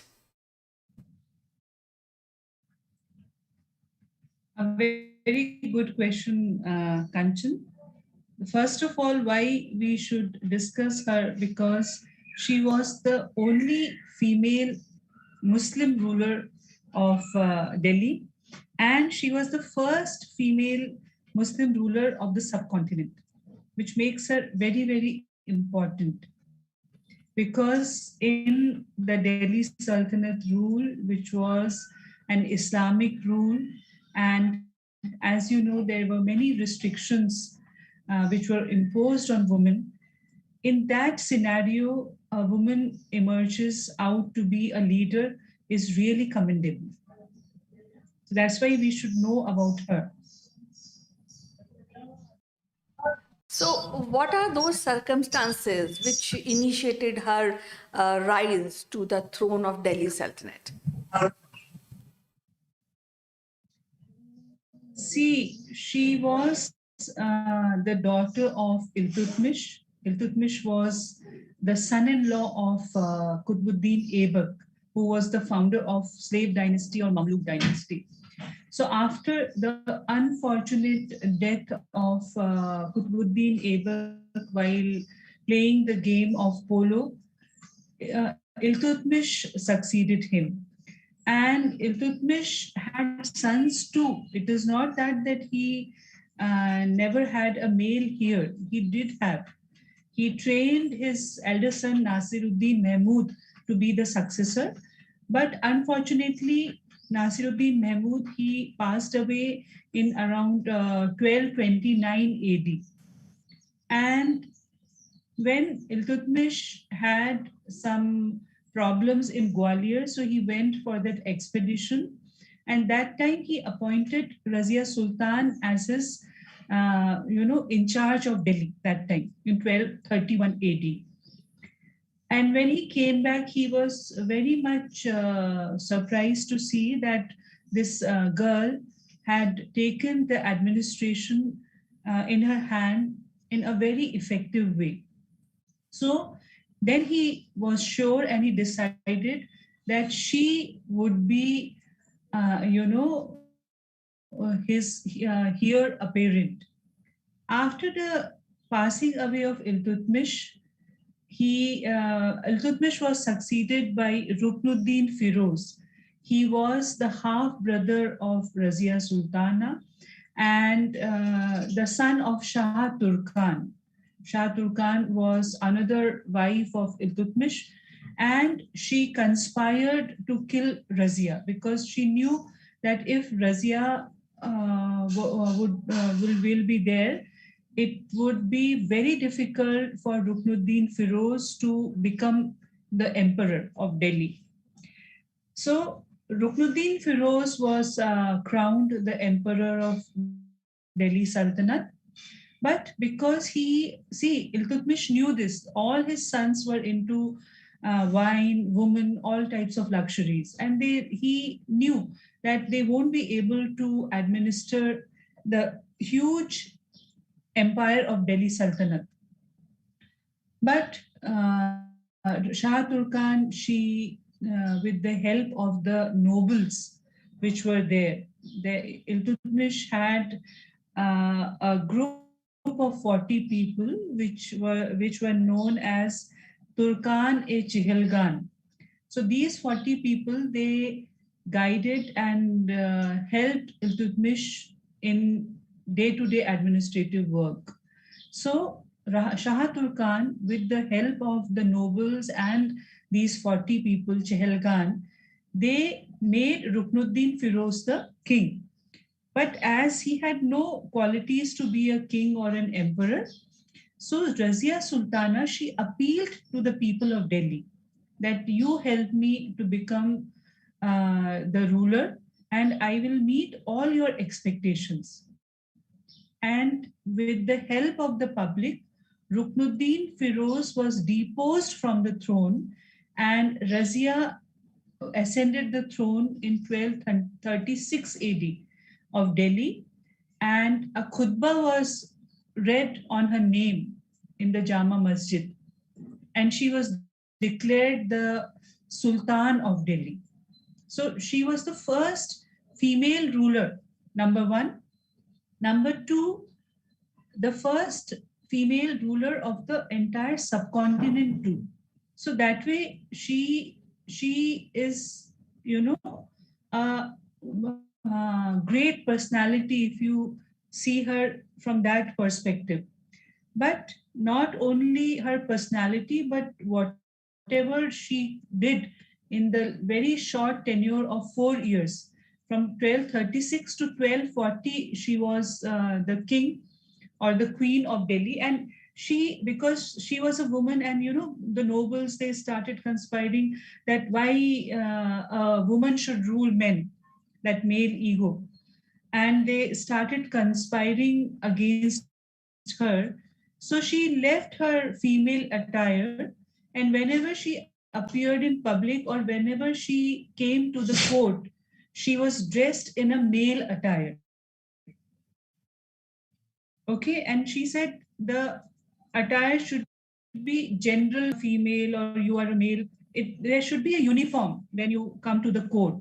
So that she made sure that whenever she came to the court and she went out in public as an emperor or a queen, she was always dressed in a different attire, like dressed in a, as if she's not a female, with her turban and all those clothes.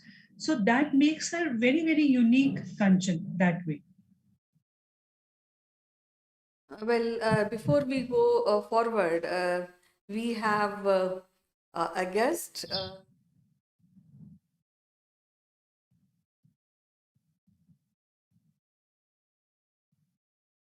So now I mentioned that she ruled a very limited period, maybe. So what are those? What is the impact of her rule when we really discuss about Delhi Sultanate? And as you mentioned that she did everything possible to display her capabilities through attire, through administration. So what is the impact of her rule and how much she ruled on Delhi? See, the first thing she did when she came to the throne was the 40 people who were very close to her father and the nobles, she made sure that they are, suppressed. And she appointed non-Turkish people in important positions. Till now, from Qutbuddin Aibak's time and Iltutmish tenure, these nobles and these Chehelgan, the 40 people who were again noble people, they interfered in the administration too much, which Razia Sultan did not like. So she removed them and she appointed non-noble people in important positions. That way, she won the hearts of the people of Delhi because she promised when she appealed to the people of Delhi that you make me the Sultan. And she said, if I don't meet your standards, then you can any day depose me. That she told openly. So when she appointed those simple people to some important positions, so naturally she won the hearts of the people of Delhi. And slowly she made changes in the administration, because if you see, Razia's state policy is still researched, okay? And it is very much discussed in the classes. So what was her state policy?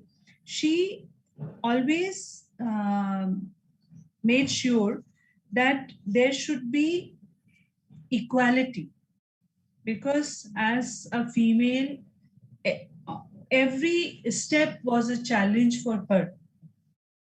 The noble peoples, they were after her life. Shah Turkan, her stepmother, was after her life. So it was a very, difficult times for her. And if you see her tenure, it was hardly 3 years, 6 months, and 6 days. After that, she was killed by a group of nobles. They conspired and they killed her. So in that small time also, she main thing she did was she gave up parda totally, because in Islam parda is very, very important. But what she did, she gave up parda and started appearing in the court in a male attire, wearing a coat and a cap. So that way, she defied the Islamic rules. Then she started riding horse, she started hunting, and she started commanding the army. A woman commanding a set of men in the army, and those men listening to her. So that was her power, you see. And then she took keen interest in all administrative activities of the state, the minute ones and the major ones. She was very much concerned about all the activities of administration. And she herself appointed several iktadars, commanders, and other officers. Now, you will ask me what were the iktadars. So, Ikta system was a very unique system in the time of Delhi Sultanate, in which a piece of land, the person who owned that land was known as an iktadar. And whatever revenue came from that land belonged to that iktadar, and some share they had to give to the state also. So she herself appointed the iktadars and commanders and other officers, and she conducted the affairs of the state in an open darbar. So there was transparency. In open darbar, everyone was allowed to question, everyone was allowed to ask. Okay, so it is, and to tell you the truth, Kanchan, she had all the qualities what a good king should have. But her only drawback was that she was a female. That's why she was, deposed from the throne through conspiracies. And finally, she lost her life. She was killed by a group of nobles in 1240 AD. Though she tried to manage everything, she even married a noble.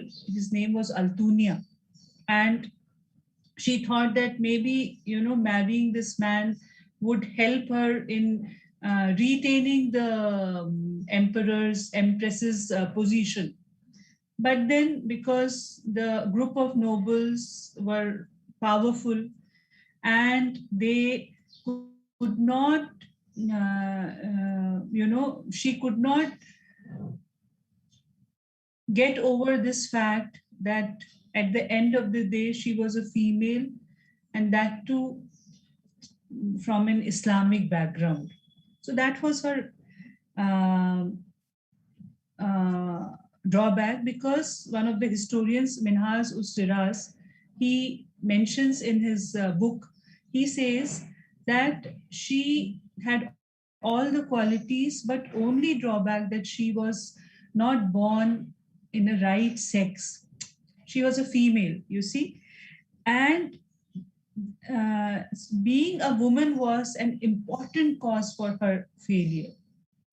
Otherwise, if people would have supported her that time, then she would have changed the face of the Sultanate totally by her policies. So very open-minded. She was very open-minded, and she was controversial also because she appointed one Abyssinian slave, Yakut, in a very important position, Amir-e-Akhur. Amir-e-Akhur was in charge of stables where horses were kept, a very important position. So it was also said that she had an affair with this person, Yakut, which many historians have mentioned. But how far it was true, because when you conspire against someone, then you put all types of allegations. So how far, but she had a liking towards that Abyssinian slave is for sure, because she tried to favor him as much as she could that time. Well, it is. And then because she was against the yeah, I was saying that because she was against the traditions of Islam, that also upsetted the Turkish nobles, okay, who only wanted the woman to be in parda. And first of all, it was a it was a monarchy. And then in a monarchy, a woman coming up to a position of a sultana. So they could not digest that fact. Well, it is so tragic that her period is cut short and she was not taken so seriously in spite of being so capable and so much ready to really change and help people. Now, what we can really take away from her short period of ruling of Delhi Sultanate, and what is the importance of her rule when we talk about in today's context? Does she created any impact uh, through her very limited period of time? See, personally, if you ask me, not as a historian, but as a woman, she inspires me because besides all the challenges she faced, she emerged victorious. And it also, if you see in another perspective, she showed that a woman also is capable of everything. She was a good administrator, she was a good um, woman personally, okay, and she was very popular among the people of Delhi. Like she was a heroic figure. And when she went out in the horse, as a dressed in a male attire, so she broke all the boundaries which kept a woman at bay. So personally, if you ask me, she really inspires me because she, in that short tenure of her time period as the Empress of Delhi, she did a commendable job. First of all, she showed women a way. She became an example that when I can do, you can too. So she inspires me very much, Kanchan. Plus the type of administration she adopted, like she herself chose the iqtadars, she herself chose the governors and the other officers, and she had a very amicable type of relationship with all of them. So that's why the common people, they really adored her and they really loved her. But it was those Turkish nobles who conspired against her and got her killed, which is very, very sad. But then, see, it has happened in the history every single time. When you say that, woman empowerment, and you talk all those things. But at a personal level, when you observe yourself, you are still the same woman, though you are educated, though you are knowledgeable, but at the end of the day, you are not seen as par with men. Every time you're told you are a woman, you have to be mellow, you have to obey, you have to do certain household chores, which are not gender specific, but you have to do. So that way, she should historians to take some inspiration. Definitely, because Razia always inspired when I was in school, and I really appreciated the profile. And I'm sure there are some takeaway when we talk about Razia because it was, I can really visualize it must have been very, very difficult for a lady to really rise so high. So, any last thought you would Exactly. any last thought you would like to share with our viewers, and why we should really appreciate this lady who became as Empress of Delhi Sultanate, and why it is so different? Because as you mentioned that she has come from an Islamic world, and when we talk about other cultures, women, especially in India, they had those kind of powers. But coming from an Islamic world, I think it must have been very difficult. So, any last thought you would like to share with our viewers?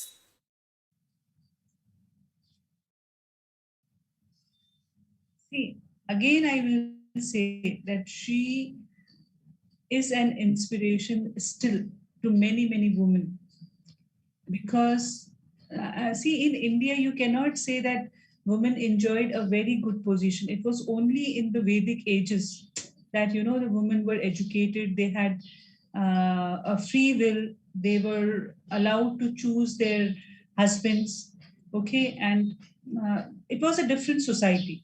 But after the Muslim invasions which happened in India, then women were restricted inside their houses, and the parda system originated basically to save the woman from the invaders. It was not like that they wanted to suppress the woman that time, but it was to save them from the invaders, so that because Indian women were always beautiful and are still beautiful, so they don't get allured by their beauty. So that's why this system of parda started. In coming from such an orthodox background and reaching the topmost position of Delhi Sultanate is not a joke. So she was and she is an inspiration, and she will continue to be, because when she in Delhi, her grave is there, okay, in Mubarak Mohalla, in Delhi. So initially her grave became a sort of pilgrimage, because many people used to visit her grave. And later, when after the slave dynasties, when the Khiljis and Tughlaq, Sayyids and Lodhis, when they came to power, so it was a neglected site. And still it is a neglected site, though Archaeological Survey of India does the annual maintenance, but still it is, totally into ruins, her grave.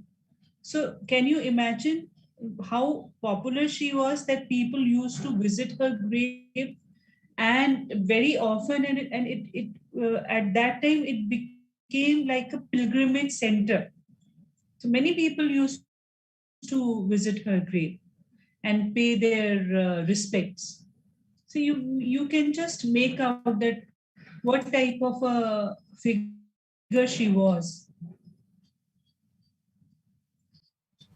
Well, as usual, it is so interesting to talk to you and discuss such a important profile of Delhi Sultan, Razia Sultan. And we'll be meeting again and discuss more about Delhi Sultanate rulers. And till then, bye-bye and take care. Thank you, Kanch.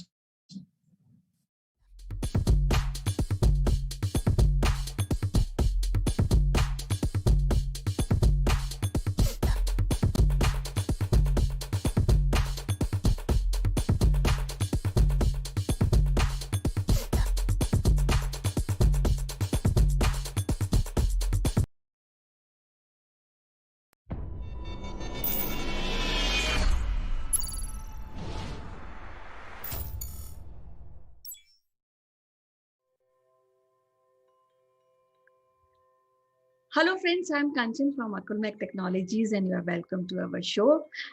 Today, we have a very special guest, and she is Professor Amita Sinha. She is a former professor in the Department of Landscape Architecture at the University of Illinois.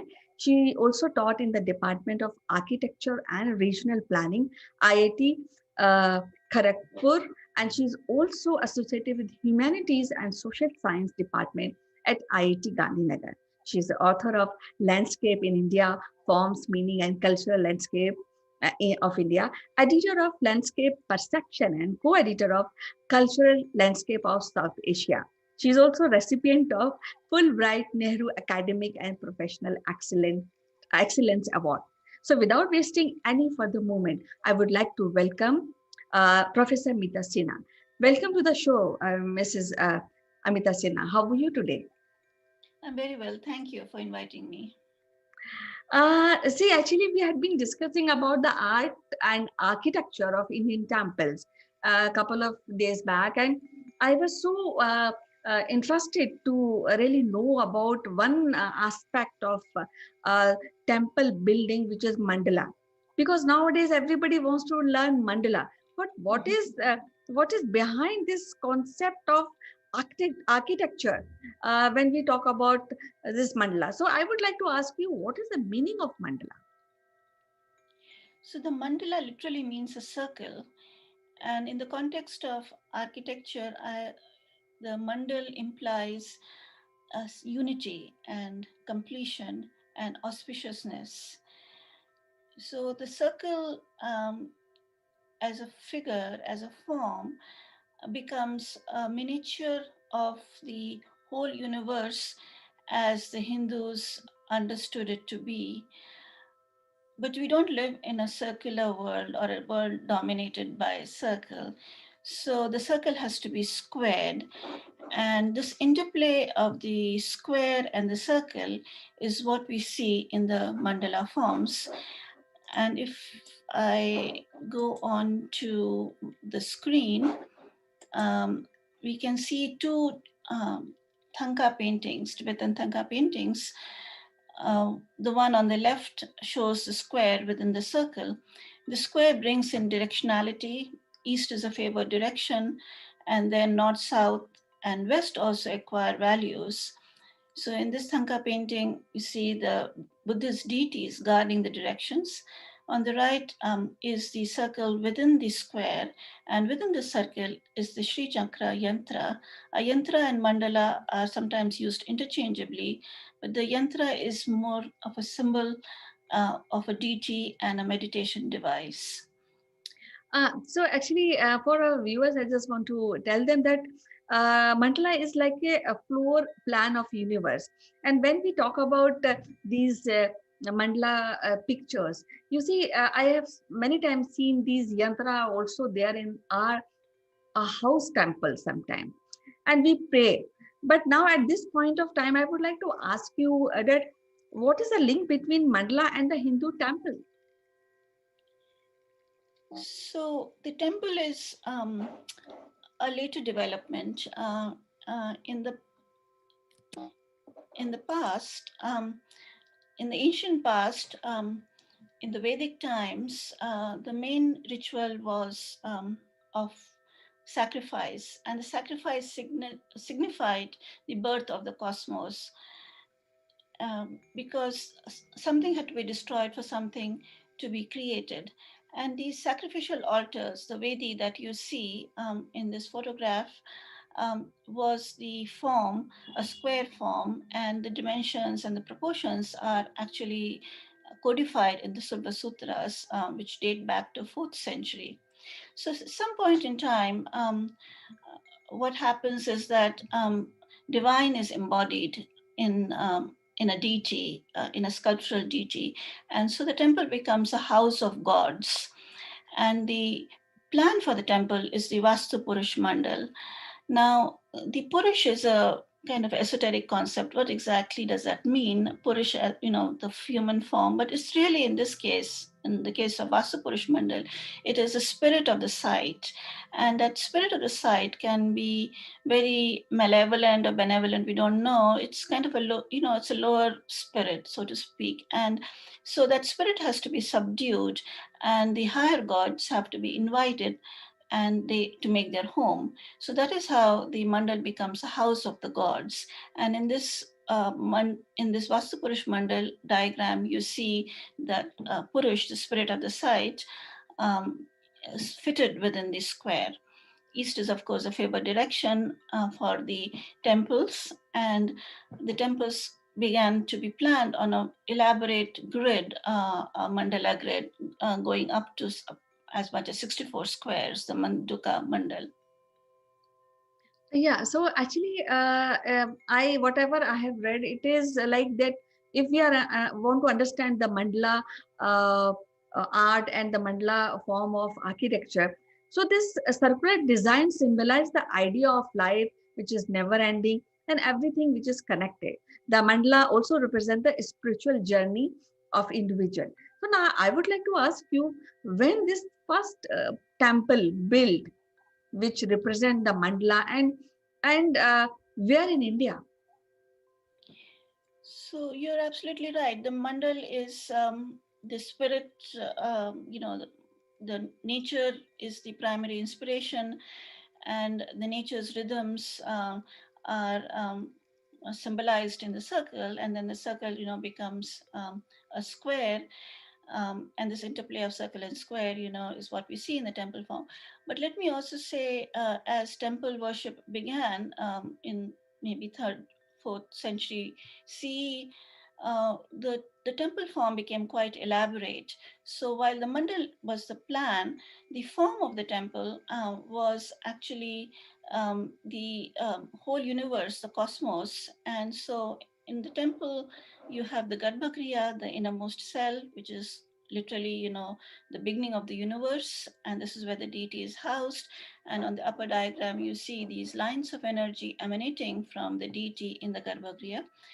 In the second diagram, you see this circular form, which is the parikrama or the pradikshina around the temple. And that way, the mandal is literally recreated by the body going around the temple. And the third diagram shows the temple spire. And usually temple spires imitate the mountain. And so we have this is the axis mundi, the axis of the universe, and the highest spire is over the Garbhagriha, and this is the line, going up to the sky. So your question as to when were the temples first built and where, I should also say that the earliest form of worship goes of which we have evidence is going back to the Buddhist times. And here we see a tree sanctuary, that is people worshipping the Bodhi tree where Buddha gained his enlightenment, and people worshipping the stupa where Buddha's relics were enshrined. And then we see the Chaitya Grahas, the caves where the Buddha relic in the stupa was worshipped. So here I want to draw your attention to the exterior of the Ajanta cave, 6th century, where this Bodhi tree form, leaf form, is there in the window, throwing light inside, and we have the stupa and then the ambulatory passage around it. So the circumambulation of the monks and the interior of this cave temple is of Chaityagraha actually shows the wooden construction of the vault and the rib. So the earliest temples, likely between 4th and 6th century, it's hard to date, but let's look at this Durga temple in Aihole in Karnataka, and it demonstrates the same apsidal form of the Buddhist Chaityagraha with a circumambulatory passage. And we see the tower, a very small, truncated, in a very truncated form in this earliest temple. We also see in the tip of the subcontinent in the Mahabalipuram, south of Chennai, we have these rathas, literally chariots, and the Draupadi ratha is the simplest form. Again, it is like it's a hut with a straw roof in stone. This is carved out of a stone with Ganga and Yamuna on either side of the entry. A more elaborate form of Dharmaraj in the Dharmaraj ratha. So these rathas, 5 chariots, are named after the heroes of the of Mahabharat. And in the Dharmaraj Ratha, we have actually, layers in which each layer is composed of smaller edicules, like they are called the shalas and kutas. And again, these are the huts with a domical roof, and these are repeated. So the idea here is that the superstructure of the earliest temples is symbolizing all of the universe, which is composed of a number of structures, and there's a multiplicity of them. So actually, this is more an art form or an architecture which is inclined to Hinduism, or it's more to Buddhism. So it was derived from Hinduism and Buddhism both share, mantras, yantras, and mandala forms, and the vocabulary is has the same. They have different vocabularies, but the meaning is the same. So in the case of Buddhist stupas, these are dome-like structures. But when we come to worship in a temple, it is more like imitating, mimicking a natural form, which is the cave in the mountain. So that is why we call the innermost cell as the Garbhagriha, the womb of the universe, and the spire as a chariot or a viman,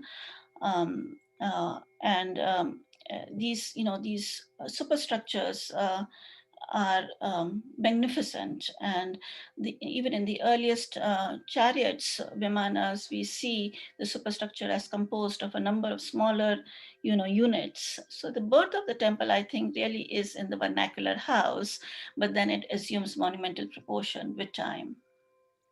Okay, so what is the different style of these temple architecture, and how they do illustrate the idea of mandala? So there are languages, and there are two dominant languages, the Nagara and Dravida style. Nagara broadly North Indian, and Dravida South Indian, and there are many hybrid forms in between. So, but in both the Nagara and Dravida forms, as you see in this diagram taken from Adam Hardy's book, The Temple Architecture of India, the idea of the aedicule and the multiplication of the aedicule to make the superstructure of the temple is the same. So in the Nagara style, we have these tapering forms, and in the Dravida style, we have these shalas and the kutas multiplied in layers, and they are topped by the amlaka, and over that is the kalash, which contains the nectar of immortality. So the unity is achieved in this, the temple structure coming to a point, and that point is I think we can read it as the achieving of unity with the divine, or attaining moksha. So all these impression of mandala and the formation of mandala in building structure, it is native to India, as I can make out. But do we find the impression of this outside of India also, or outside of Buddhism era? I mean, Buddhism art and culture. Do we find these mandal impression in other civilization too? Yes, the Mandal traveled with Buddhism to East Asia and to Southeast Asia. So we have, very elaborate architecture. The greatest example, I think, is Borobudur in Java, which is based on the Mandal form. And I again want to emphasize the idea of the superstructure of the temple as a symbol of the cosmos. And so even though a temple is like a static structure, built of stone, those are the ones which have survived, to the modern times. It's a static structure, but the symbolism is uh, is that of dynamism, because the universe is always coming into being, right? It is growing, and then it has to be recreated again. And so this growth and movement is communicated in a static structure by the sthapati, by having these multiple edicules. And here in this diagram, we see the downward and outward growth. Again, we see the multiple projection and progressive multiplication Right. and so the universe grows and grows and grows, and it proliferates, and just as our universe is today, and it was always was. But the Hindu belief is that there is a cycle of the yugas, and then after the 4 yugas there is Shiva dances his tandav, and then there's a new yug begins, and the cosmos again grows and grows. So, how does this mandala extend beyond the temple to the landscape? I mean, we also find these forms in the modern landscape also. Yes, so let me come to that. But before that, I'd like to show you just very quickly a few images of the temples at Khajuraho. For instance, the Lakshman temple at Khajuraho. As you can see in the plan, there is a Garbhagriha, then there are these mandaps, and all of these are, raised on a terrace. And then the temple tower, same in Khandariya Mahadev temple, the idea of growth as in multiple projection, going, and then upward growth can be seen in the adicule, the spire adicule, uh, uh, uh, all culminating in the finial at the Kalash. And then if you go to Eastern India in Mukteshwar temple in Bhubaneswar, again the same idea, but here the Garbhagriha and the Viman are based on a star-like pattern, and in the front is, before that is the mandap, Sabha mandap, Nritya mandap, Maha mandap, and these are for the gatherings. And in the case of Mukteshwar temple and other temples in Eastern India, we see a pyramidal form. In Western India, for instance, here in Madeira, in the Sun Temple, the temple spire is gone, but again, the linear axis with the Garbhagriha, the mandap, Mukh mandap, the Sabha mandap, and the tank in front. And in Karnataka, in the Keshav temple, we see these 3 shrines of Vishnu, and these are arranged in a kind of cruciform form with a mandap, and all of this is in a courtyard surrounded by, it's a walled courtyard surrounded by shrines. Here, these temples were made of soapstone, and so we have intricate carvings, and all around we see bands of elephants and horses, and also we see Puranic tales, Mahabharat, Bhagavad Puran, and Ramayana literally depicted in sculpture. So the line between architecture and sculpture is very diffuse. Bhadreshwar temple at Tanjavur was the highest temple of its time. It tapers to the top, and it's a very good example of Dravida style. It was built by Rajaraja Chola, Rajaraja the One. And what now we begin to see in the Dravida style is the Gopuram, the entry to the temple acquiring prominence. And it is like that contains Shala shrines, and these are kind of in a curvilinear form. In a concave form. And finally, to answer your question about the temple mandala extending into the landscape, the best example are the temple towns of southern India and Tamil Nadu, on the banks of the river Kaveri.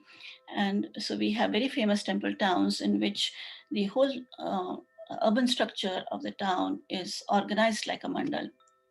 So, for instance, in the Ranganatha Temple at Sri Rangam, which is an island in Kaveri, we have 7 enclosures, and the Gopurams rise very, very high. They were being built right up to the 17th century. And what happens is that the town kind of is enclosed, the outer parts of the temple enclosure now begin to house structures from the town. And that way, the sacred area extends into the profane. There is Meenakshi Temple at Madura is again a very great example of the town structure following the square mandal pattern, and you can see this in the photographed aerial view also. The gopurams are tall. The innermost structure consists of the temples of Meenakshi and Shiva, and then the outer enclosures are where the chariots of the gods and of the god and goddesses are taken out. And finally, I'd like to end with the Tiruvannamalai temple town, in which the Arunachal hill is worshipped as the Linga. It's called the Linga of Fire, and it's a very good example of the mandal as you see in the landscape, because all of the different gods are now symbolized by the lingams. And then on the southeast side, we have the great Shiva temple, Arunaleshwar temple, where Shiva is worshipped, and the gopurams are very tall again, and then Shiva is taken on a journey around the Arunachal hill on auspicious occasions. So it was so wonderful to really know about these architectural skills and people who have already been in this kind of landscaping, this kind of building making. So do we have more slides to really see? Because I'm so intrigued to really know more about it. Or shall we talk something different? Let's end this and maybe take these slides in our next episode. Yes, we can continue. Actually, in our next episode, I'd like to talk about the temples of Varanasi, Varanasi being the most sacred city in the Indian subcontinent, and how these temples, which were built much later, still are, communicate the idea of the temple as being a house of gods, and the temple structure as being a microcosm of the universe. So I think you have to stop this presentation, then we'll be talking more.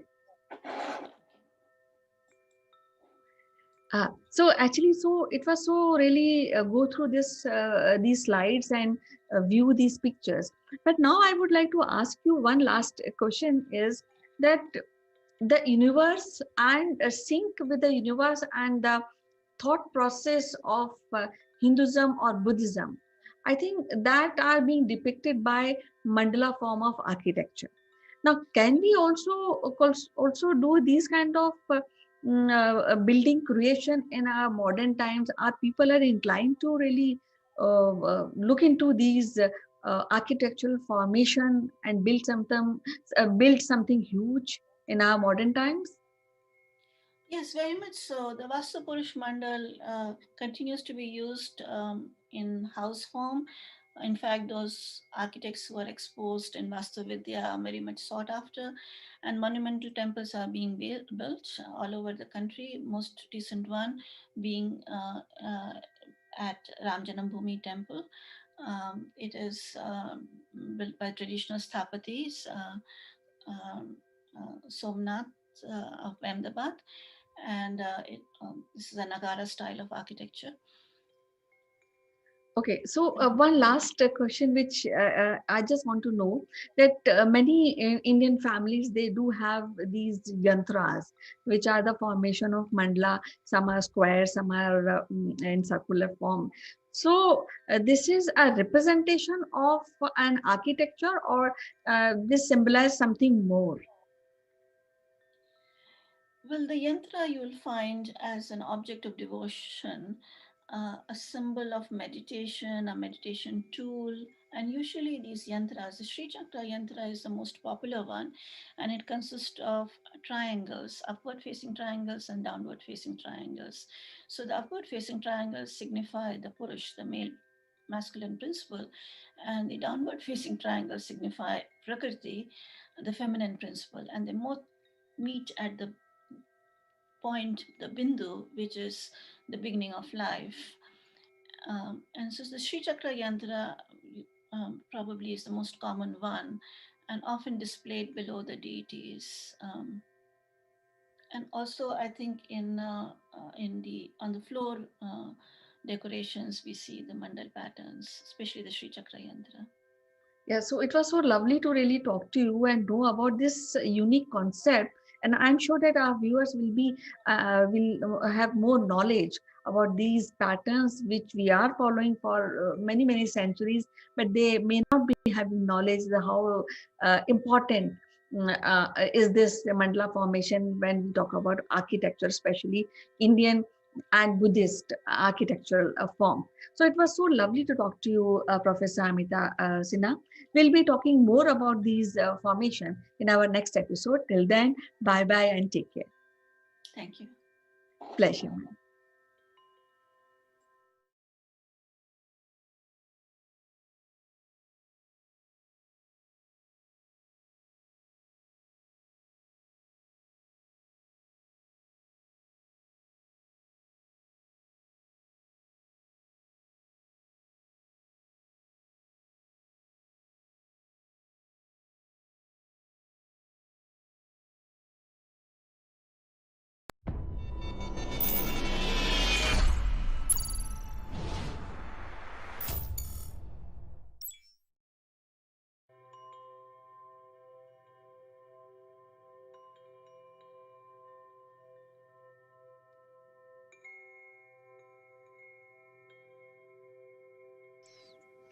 Hello, friends. This is Chandrakant from Akulmach Technologies, and welcome to the roundtable, weekly roundtable that we have. And let me quickly invite our guest, our panelists. First is Ms. Farida Charania from Singapore. She is the CEO of Career Zoom. Hi. Second is Ms. Kanchan Verma. She is the CEO of Akulmach Technologies. She joins us from India. Hello. And finally, last but not the least, my friend from London, Mr. Neville Gund. He is the chairman of MindFit Limited. Good morning, everybody. So good morning. And today's topic is basically the job situation. And as we all know and concur that the global job situation has completely changed, and the old jobs are not being asked for. The reskilling has been a major subject of discussion today. So the point for us to discuss and probably inform the people and our viewers about the types of jobs now available and the types of jobs that employer needs today. So without further ado, with this topic for discussion, let me invite Farida. Farida, you work with a lot of companies world over, and you are in the business of recruitment. So I think you are the best person to take this as a first question. What is the type of jobs now available globally post-COVID? Sure. I'm just going to kind of, talk about the sectors which were impacted negatively and then the sectors which are impacted positively. So sectors which are negatively impacted and might take a very long time to come back to the pre-COVID era are tourism, transport, retail, and hospitality. And sectors which actually kind of started getting impacted positively are e-commerce, digital media and entertainment, video conferencing services, health and wellness, healthcare, e-learning, supermarkets, delivery logistics, warehousing, storage, e-commerce, pharmaceuticals, robotics, streaming, and again, the video conferencing services, etc. So now, when we look at the sectors which are impacted positively, let's pick up a few skills which I see very often with my clients and they kind of look for. First of all, they look for flexibility. So flexibility means that someone who's done a certain type of job in a certain environment, is that person flexible enough to actually do it in a different environment? Like for instance, is it very necessary for this person to be sitting in office and doing their work, or they are okay to do it from anywhere, like the way world is today? Technical skills, definitely, because everything that was real estate is now digital assets. So definitely technical skill. Data analysis, because that's a very, very important portion of anything that is done in the e-commerce, or anything that has a digital layer. Critical thinking, because someone who can actually take a thing and very easily transform into a B thing, and is able to actually very quickly adapt, is a skill that is a skill that employers definitely look for. And of course, digital and coding skills and emotional intelligence, because it's not very easy to work in isolation. So these are skills, soft skills and hard skills, that I see very often my clients looking for. Okay, great. So I think now we have a clarity in terms of what type of skills are now required by the companies world over. And let me invite Mr. Naval Gund. Naval, actually, you work with a lot of youngsters, a lot of middle management people, giving them training. Your company is, always engaged in many such sorties across the world with many countries. What is your opinion on this subject? Well, as Farida was mentioning there, it's a long list as ever. It's a huge list. And if we can pull the fragments out of that list that have been important forever, but now all of a sudden they're rising to the top. It's a bit like, we've had lots of milk and here's the cream. And this cream has taken a little bit of time to rise to the top. And we're talking about, fundamentally, we're talking about good soft skills, because these are traditionally what they call transferable skills. Empathy, how to be a good leader, which is somewhat different from empathy, as people seem to be calling it. How to be a good communicator, how to work in a team. These aren't technical specific issues. These are global issues that we need to get over. And then we've got this massive change. COVID has done one thing. It's taken all of the traditional homes for, well, if I can't get a job here, I'll go into hospitality. There's always been a job in hospitality, no matter where you are, whether it's flipping burgers or it's waiting on tables or it's the maitre d', there's always been a job in hospitality until today. As Farida said, this one is going to be probably the longest one that will return to some sort of normality. And even then, the job will change, because even before that, the digital arena had come into some restaurants where you literally just sit at your table and you press bits on your table, and actually you're doing the ordering on your table or maybe on an app. So things are changing quite fundamentally. And I'm going to go back to the very first thing that Farida said, adaptability. We've got to learn to be adaptable. We're not very adaptable, frankly. And people that are looking for jobs are looking for jobs in the old way. I'm an electrical engineer at university. I'm looking for an electrical engineering job. Well, it may not be there. So what else are you going to look for? So that narrow issue, we need to be adaptable. So what skills have I got? We need to ask ourselves the question. I may be technically developed to be a mathematician or a physicist or something, but I need now to know what those skills could do somewhere else. And the obvious place actually is teaching.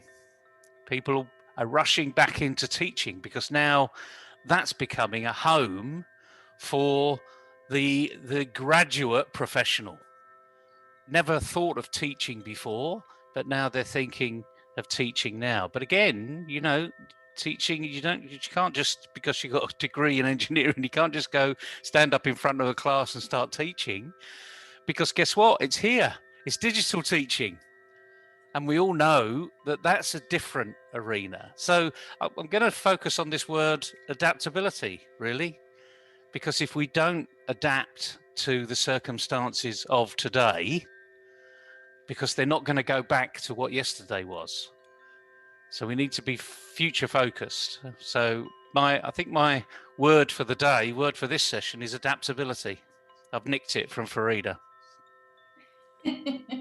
Great. So I think learning from two great leaders, the job scenario is completely changed.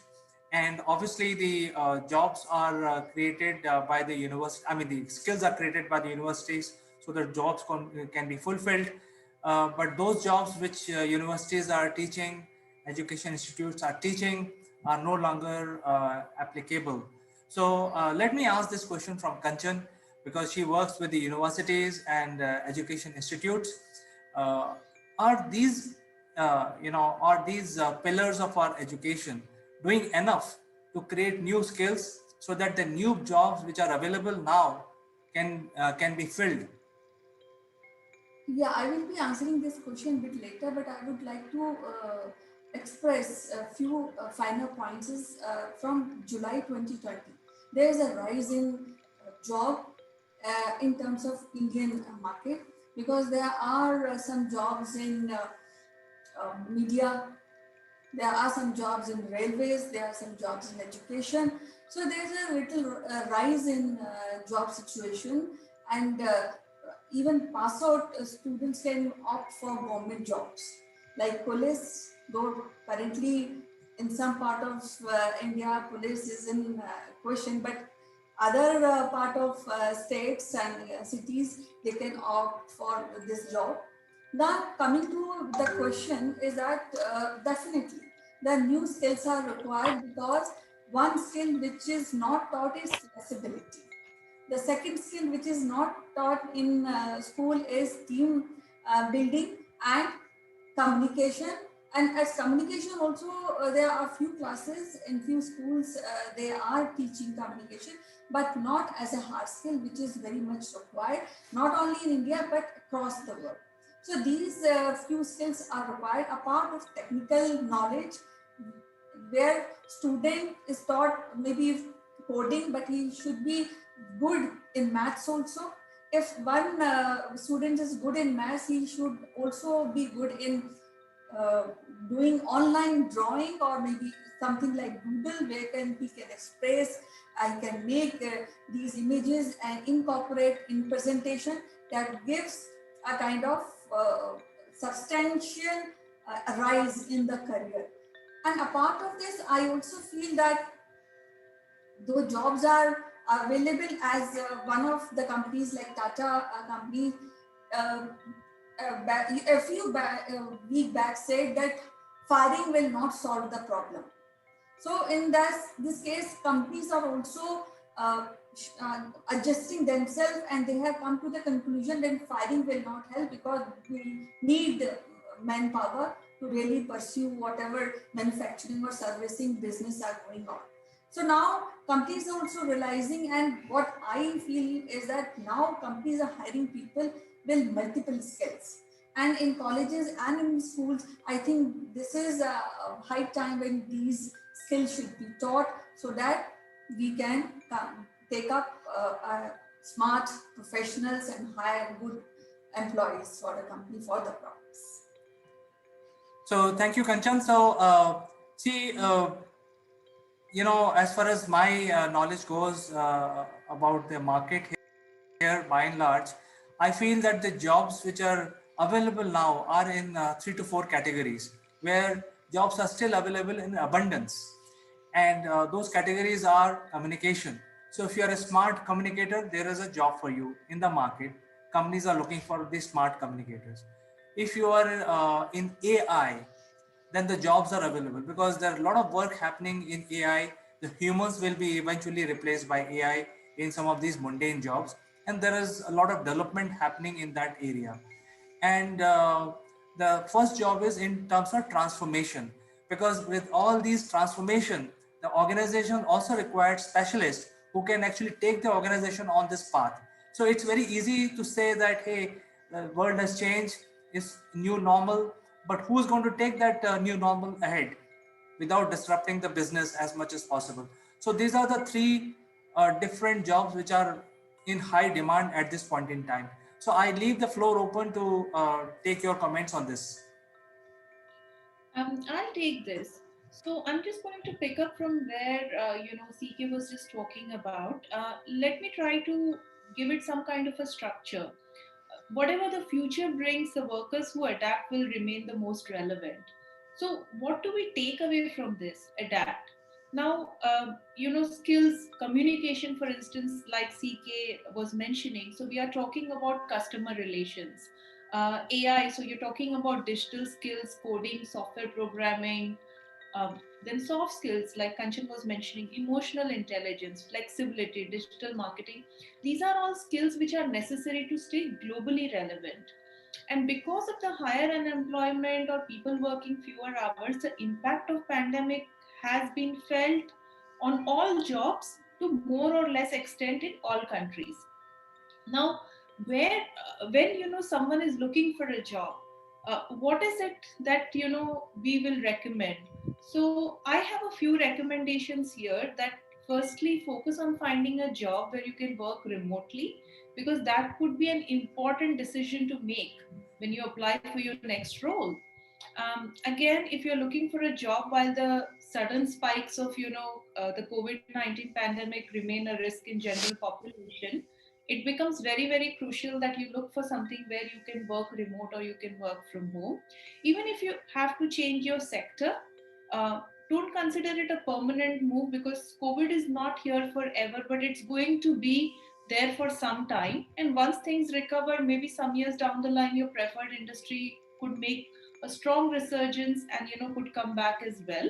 But at this point in time, it's very important to focus very carefully on here and now.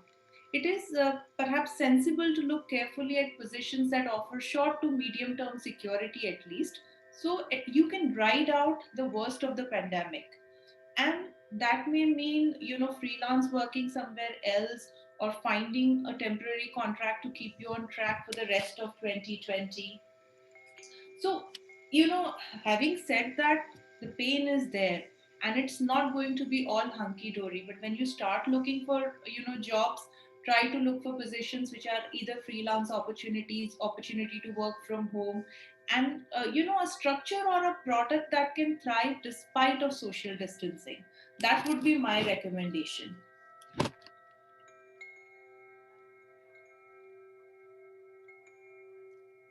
We can't hear you, Kanchan. You need to put your volume on.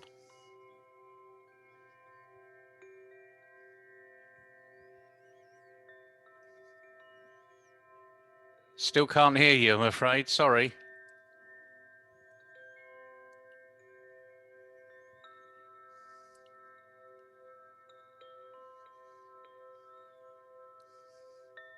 Maybe it's Chandra that needs to turn his volume on. Yes, yes. Yeah, okay, That's fine. it. Can you hear me now? Can.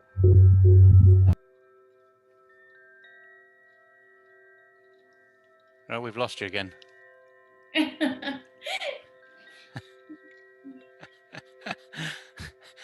You see Chandra creeping back in. You can't hide with this, It's live. Yes, I've corrected the problem which was with the mic. So Kanchan, go ahead. Yeah, so I was saying that I fully agree with Farida, but I think especially in the context of India, there is around 75% rise, 95,000 jobs are available, especially in government sector, like railways, like banks and finance. So I think people who are opting for government jobs, they have a lot of opportunities. But yes, somebody who wants to go in private sector, they must have skills which are required. That is emotional intelligence, emotional well-being, and of course, a flexibility of working. Yeah, I think the what we're seeing, and certainly Farida's mentioned it. There are jobs available, and the key thing here is, I think Chandra, you said AI. AI is big business, but the interesting thing, AI, as far as I can see, they need programmers, they need strategists. So unless you have a particular skill in that arena, there's a lot of retraining that you might have to do to get into the jobs that are currently available. So this is a bit of being smart. The nice thing we've got is something called Google. We can always Google it. What skills are needed for this? What skills are needed for that? This person has said it's these skills. What does that mean? So if you don't understand necessarily the job descriptions that are out there, do some research. You know, if you're looking for a job, you have plenty of time on your hands. The time now is to be very focused in what you're doing. Not to say, I must have a job, I need a job, because that little gremlin that you have in the back of your head somewhere will constantly be nagging away every single time you look at the screen and you're trying to focus. So you need to be laser focused now onto what skills you've got, and then go and trial search. You know, as I say, Google is a brilliant place. You can list down a number of items with a comma after it, and all of a sudden you'll get all the news headlines from what's being said about all of those particular subjects. So this is the time, I think, for those that are struggling in this arena, is to start focused and getting some very good research around you. Remember, the job you're looking for could actually be outside your front door, but it might be, you know, halfway around the earth. It could be 10, 12,000 miles away in a digital arena. A lot of the words that Chandra was saying, there's jobs in communication. Communication is a huge word, and you need to understand what communication is. That's not telecoms, you know, that's not being, you know, plug and play and sticking things into PCs. It's how to communicate your message. A marketeer, you know, there are plenty of jobs in marketing, and all of these marketeers are very good at translating the message that's currently being said into a message that people understand. So you're putting the company directly in touch with their customer base. So now's the time not to be worried about it, not to be panicked about it, because neither of those two things are going to help you. You need to get your mind in the right place, set aside a certain amount of time of day, and whatever you do, don't do it as I see a lot of graduates do. They sit in front of a PC for 6 hours, constantly researching and researching and researching. Now, I'm nearly 62 years old. I don't sit in front of a PC for 6 hours. I'm tired after about 25 minutes of very focused type of research. And I'm no different to anybody else. So take breaks, you know, have a glass of water by the side of your PC. Do the simple things, you know, use a diary, set a timer. If you haven't got a timer, if you're using your mobile for all this searching and you can't put the timer on there, then get another timer. Go into the kitchen and set the timer on the oven so that, you know, it beeps away at you. There are lots of ways you can get around this issue, you know, and stop saying I can't and start saying I can. Because there's opportunity for you if you, and I'm going to pinch this word again, I'm afraid, if you're adaptable. And the sad thing is, not many people are. And that's why, if you are adaptable, I will guarantee you'll get a job. Because there are plenty of jobs out there. So I think the first thing that people need today is basically understand what is the reality and adapt to it.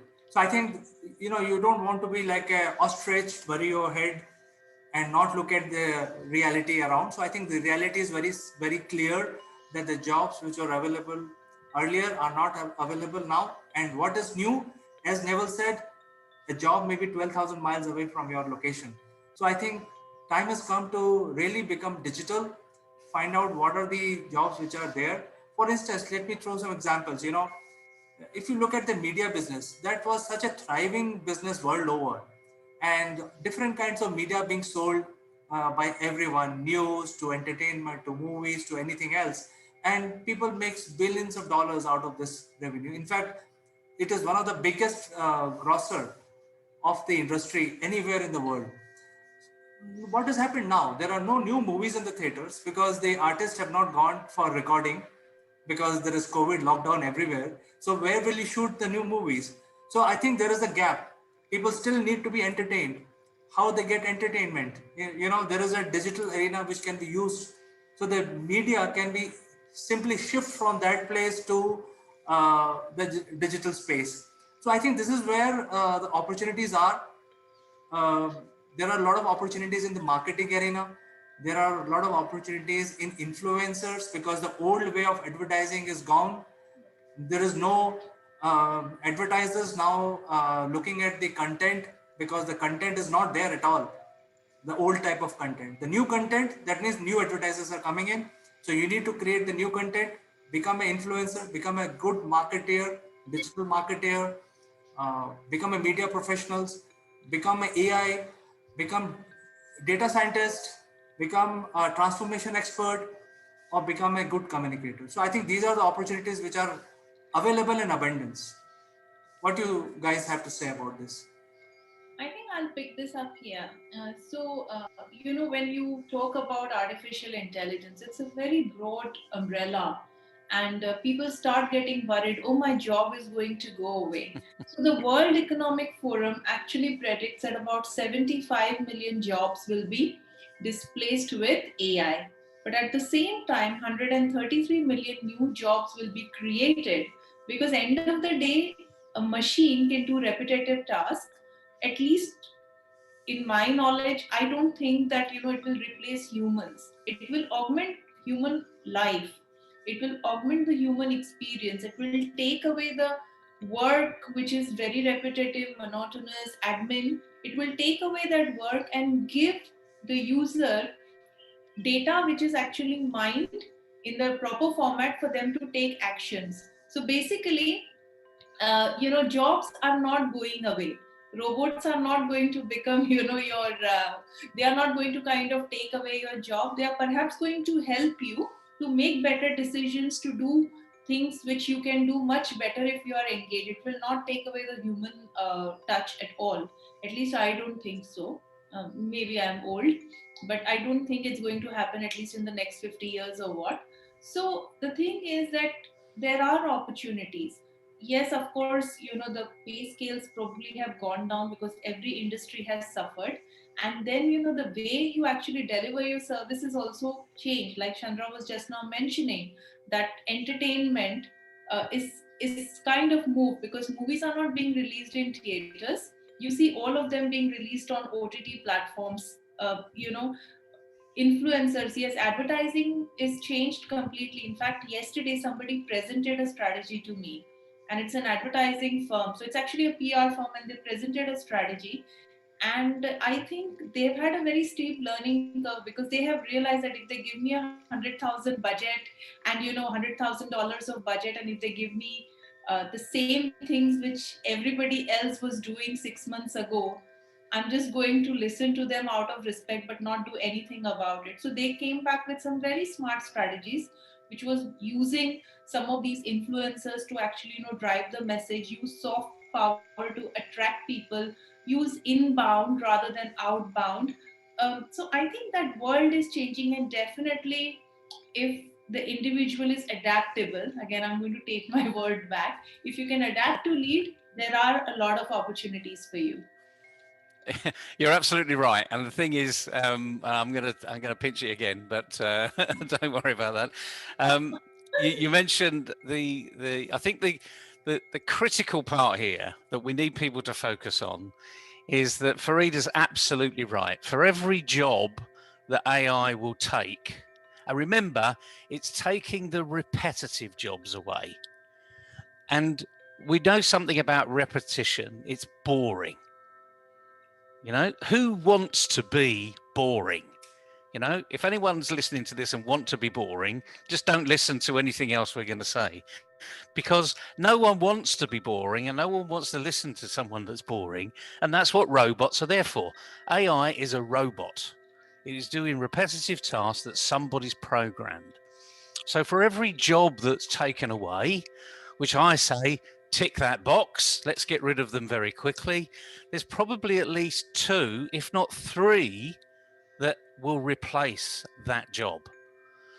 The issue is, the likelihood is, it will be at a more technical level. So I think something that we need to realize is we need to become a bit more technically minded. Now, that might just be using an app in the way the app's designed. So you don't have to go on a university course to be technically minded. You just have to Google something and find out what you need to know to have the sufficient technical skills to get ahead of the curve. There used to be a phrase in business many years ago, and it was about consultants. A good consultant is only there because they're half an hour better than the staff. And if you think about that, you know, I see Farida's laughing there, and Chandra's trying to break a smile, because we've all been consultants and we've all hired consultants. And that's really what a consultant's just ahead of the curve. That's what you're paying for. You're paying for someone just ahead of the curve. It might be a long curve or a short curve, but the point is, that's why they're a consultant. That's why they're the expert. And we will always need experts. The more AI comes in, the bigger requirement there will be for specialists. So if you really enjoy something that you're doing, become the specialist in that particular part. And it doesn't matter what it is, whether it's a plumber, an architect, a sculptor, just become the expert. And just picking up what Farida said, this influencer arena, ironically, I was told that I'm one of 100 top influencers in the world in a particular subject. I've no idea why that's the case, and it doesn't really bother me. But the point is, if you get to an influencer, understand what they're saying and what they're doing, and be the influencer in your specific arena. Because we're crying out for specialists. And the more specialist you become, the easier the jobs will be that are coming out there. You may even create a new area that people haven't thought of before. And then be happy and drive hard on it. Be very focused and enjoy it. One word that as the older we get, the more important this word becomes. You know, I love my job. What does that mean? Because if you don't love it, get another one. Simple as that, really. To I add, would like to share. there are Sorry, jobs. go ahead. There are jobs, and job seeker need not to worry. Just enhance their skills and be positive and have flexibility and adaptability. So they will get job of their choice.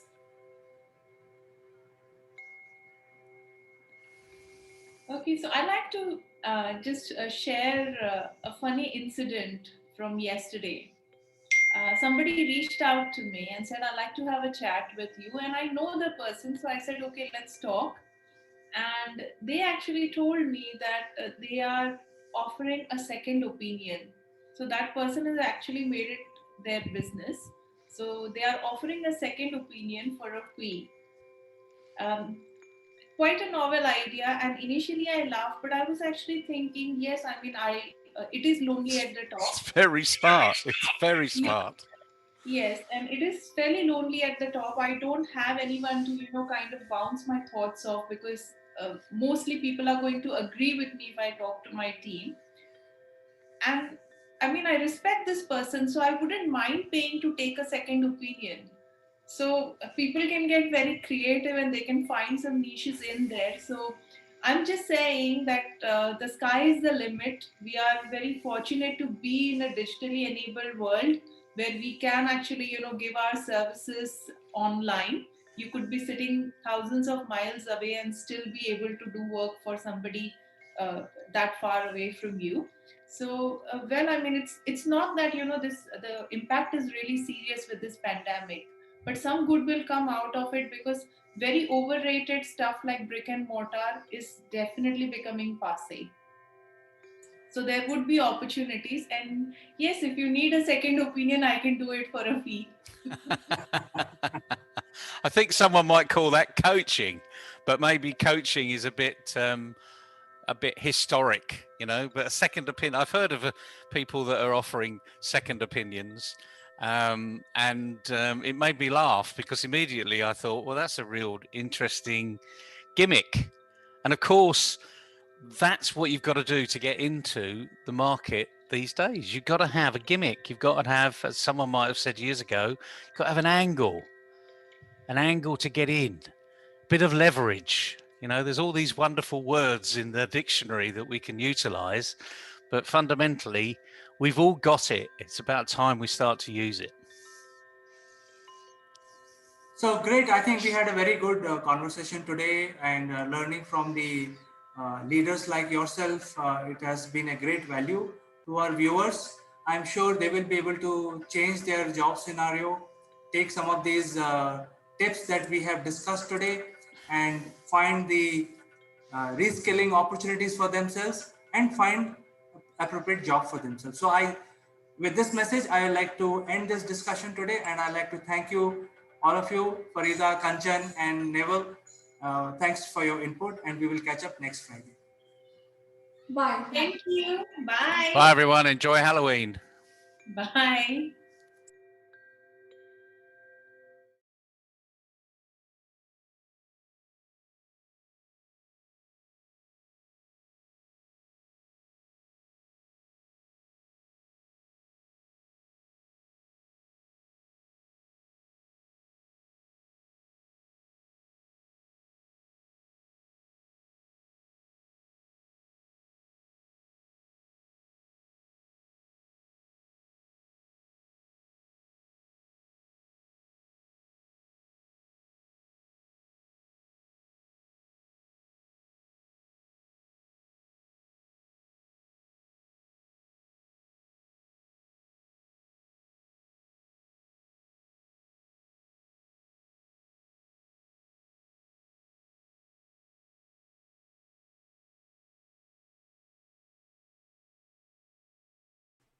Hello friends, this is Akulmach Live and I am Chandrakant. Today we want to discuss the subtle difference between personal branding and the corporate branding. What is the difference between the two, how these two are complementary, and which comes first, which comes second, and all of that. But the importance of having a personal branding is so vital for your general day-to-day life, also convincing your audience, and also be successful in life. So I think that is a very crucial aspect of the branding process. To discuss this very important subject, I will be joined by a special guest who is joining us from UK. Before we start our discussion, I would like to tell you that there is a QR code on display on the screen. This QR code will be displayed throughout the length of the video, and this is a very user-friendly method of getting connected with us. All you have to do is take your mobile phone camera, point towards this QR code, and you will be instantly connected with us. So friends, don't go anywhere. I'll be taking a short break and will be joining back along with my guest.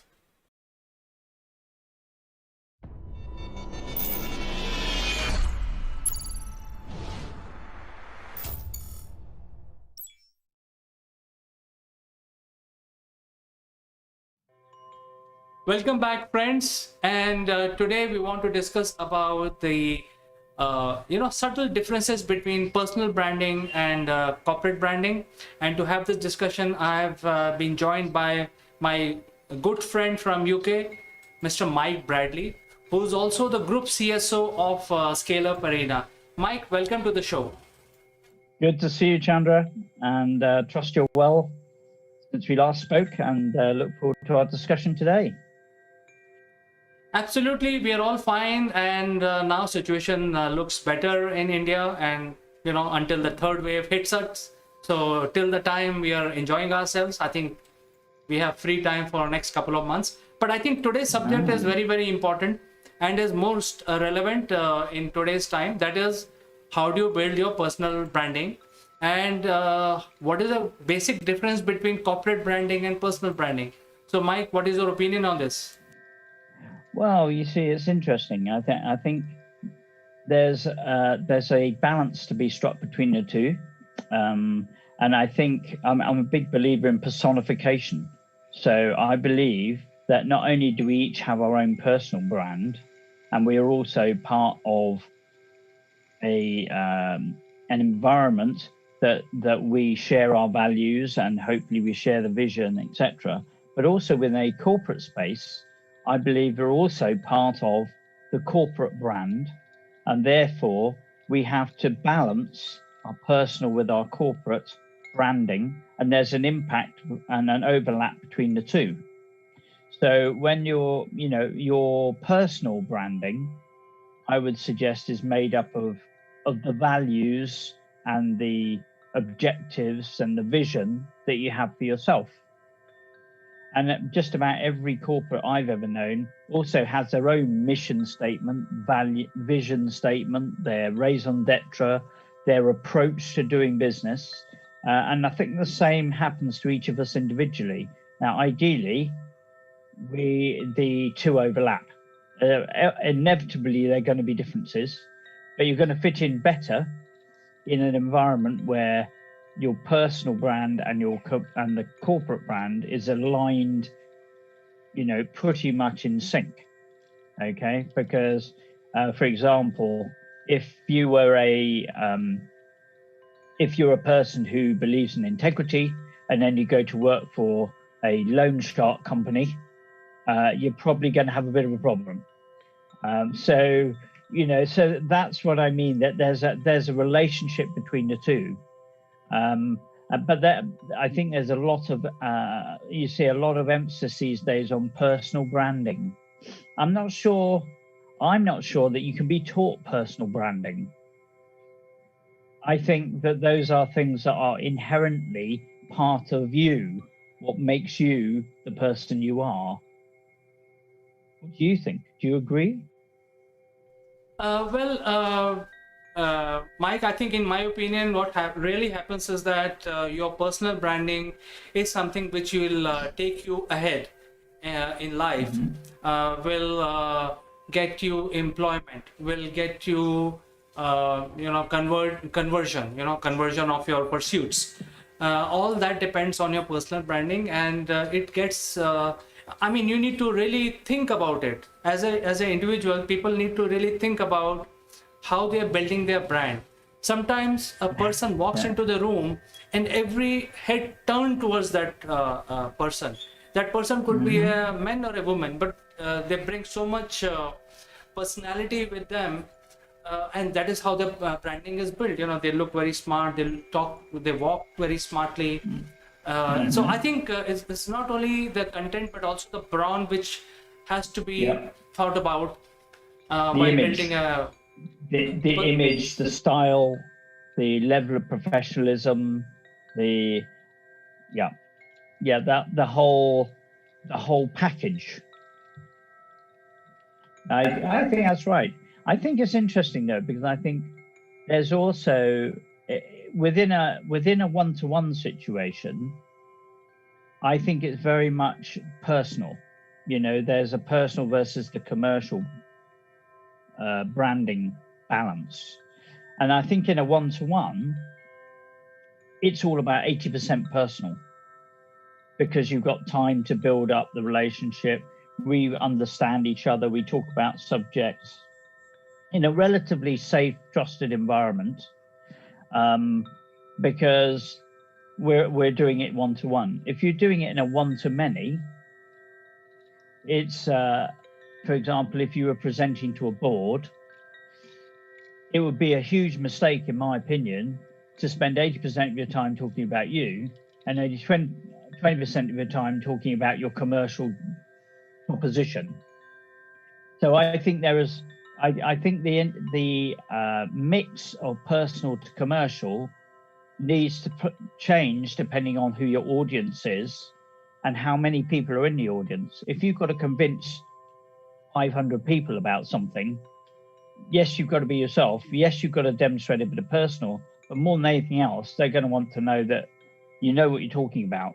They're going to want to know that you can put your message across plainly, that you can build empathy, and that maybe is done through personal, a bit of humor or a story or a personal inflection that demonstrates that you're a human being and not just some robot.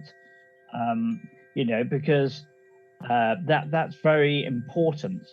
And I think there's also, not only is there a difference between the two within a one-to-one and one-to-many situation, and whether it's a personal or context or a business context or a charity context, all of which has a different expectation in that balance. But I think there's also very much a difference between the different size of organization. So in the scale-up environment and growth company environments, SMEs, SMBs, if you're American, in that environment, it's very much to the advantage of the small business, because they've got a better way of actually projecting their personal and their commercial brand through the team than a multinational. So without mentioning the multinational name, for obvious reasons, if you're a multinational telecom brand, you would say, we're very interested in customer service. And they'll send out their surveys and they'll ask you to score after you've been on the phone. How much would you give us out of 5? And would you recommend us to a friend, and blah, blah, blah. But actually, reality is, are they really interested in you as a customer? As a multinational, so at the top, they say they're interested, but actually, do you get full satisfaction as a customer through their service level?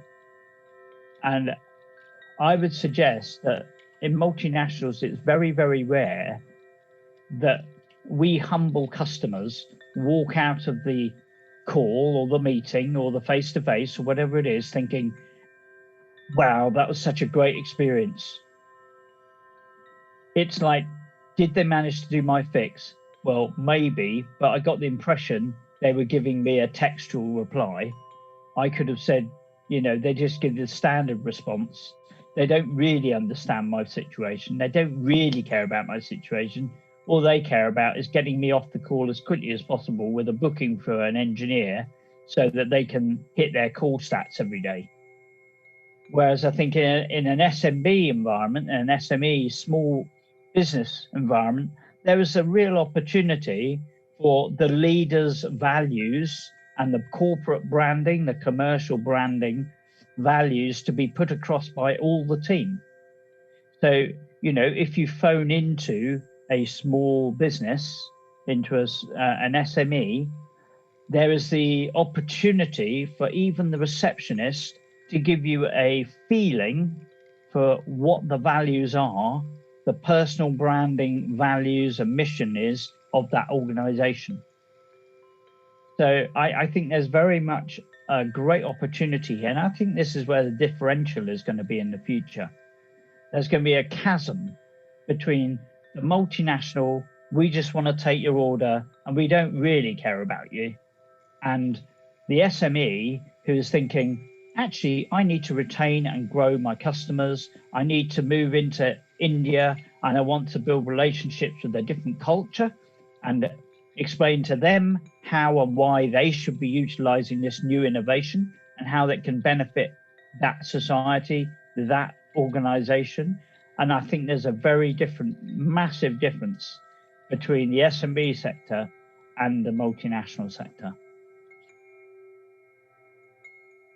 Well, Mike, I think it's a great start for our discussion, and I also have some opinion on this. And my opinion is like this: when multinationals are dealing with, doing business, the chances are that they would be dealing with another multinational. If it is like you mentioned, telecom, then the biggest business they have is interoperability. So that means the other side of the pond will be another multinational. And if there are 3 telecom operators trying to get interoperability into, say, United States from India, let's say, for example, then not all of them will get that contract from the telecom based in United States, because if there are 3 guys, only one will get. And I think in that situation, when there are three salespeople, three leaders trying to go and sell their own brand into a fourth brand and say that, hey, I'm the best, you should tie up with me.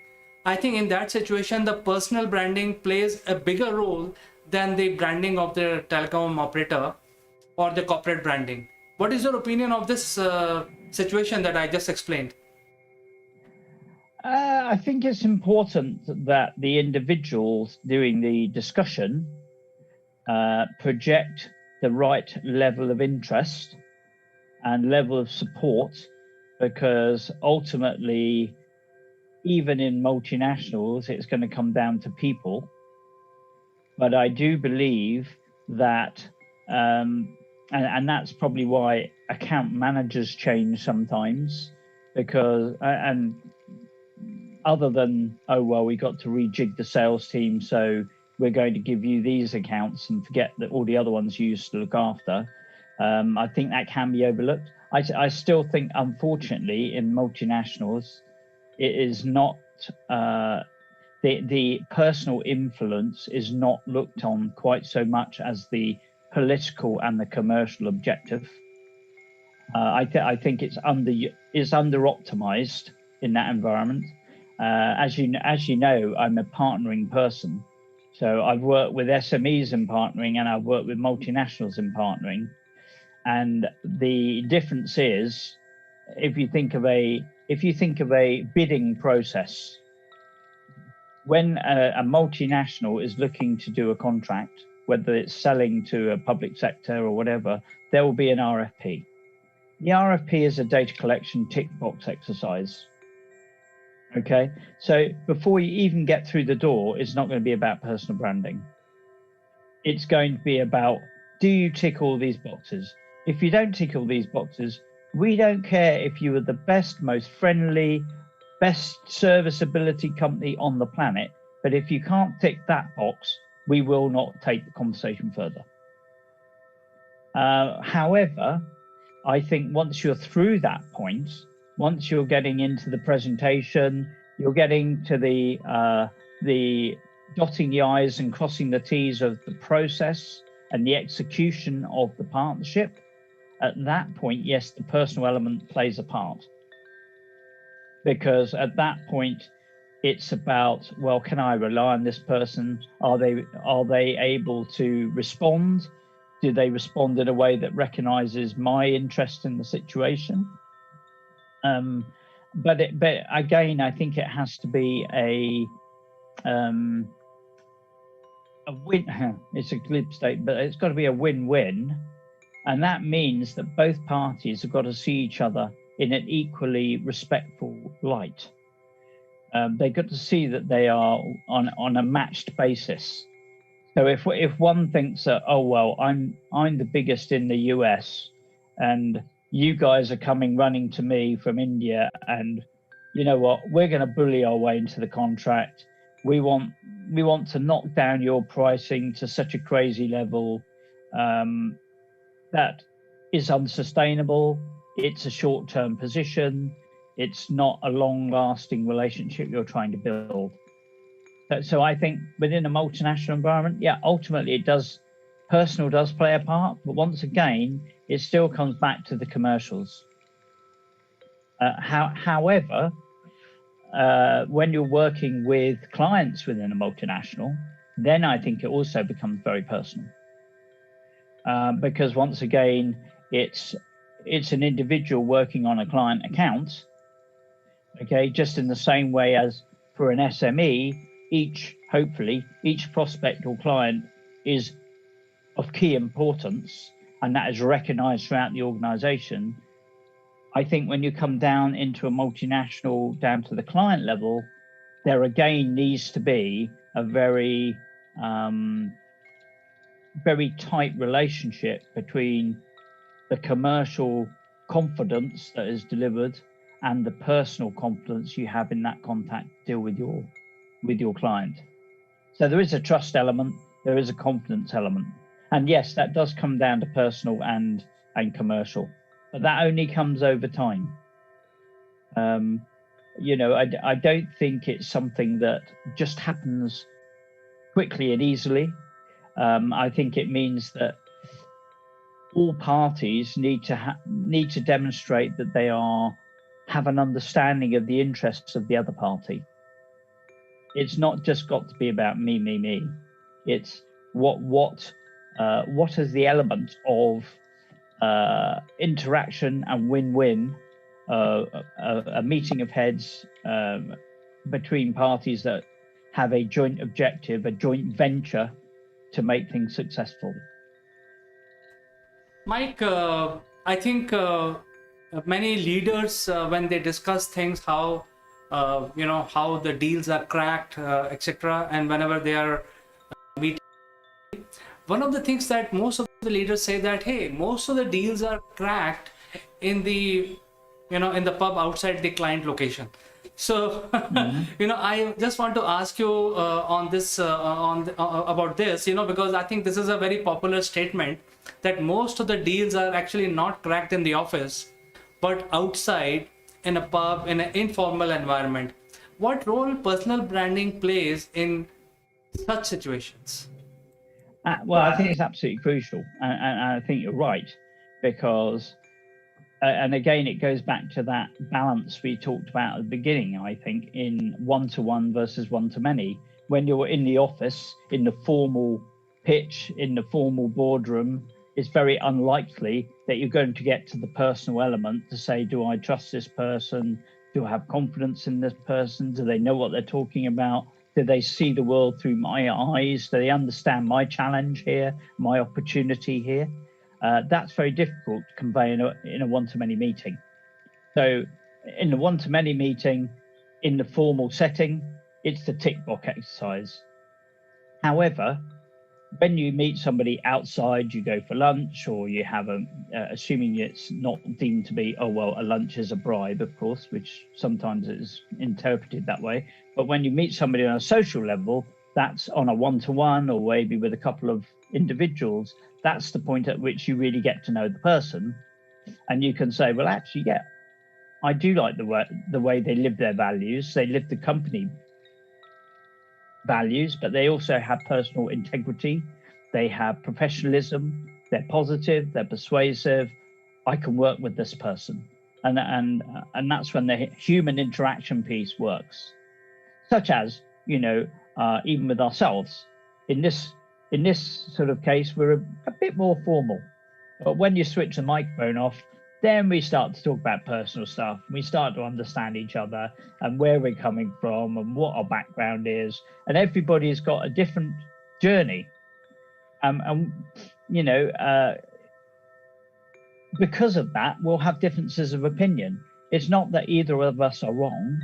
It's just that based on our historical experience and our learning and our values and our culture, maybe, we have a different angle. And that, I think, is the benefit of, and what I love about working internationally, is actually it is that dimension of internationalization that opens your mind to see things in a different way, which ultimately gives us ideas, to lets us ideate, incubate, and implement new ideas. So I think both are vital.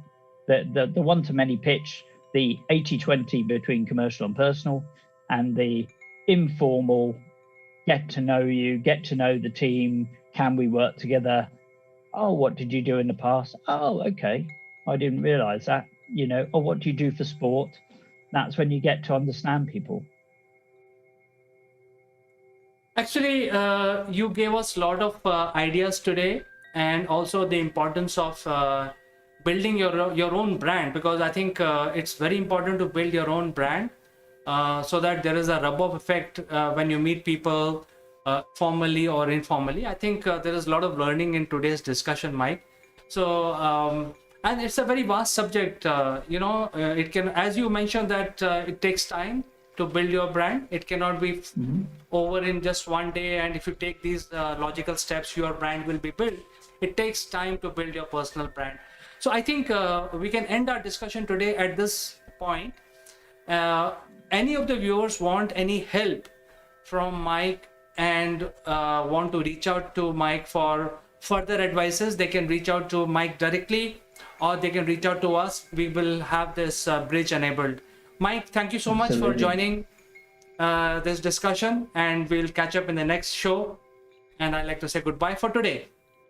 Yeah, goodbye to you too, Chandra. It's been a pleasure as always.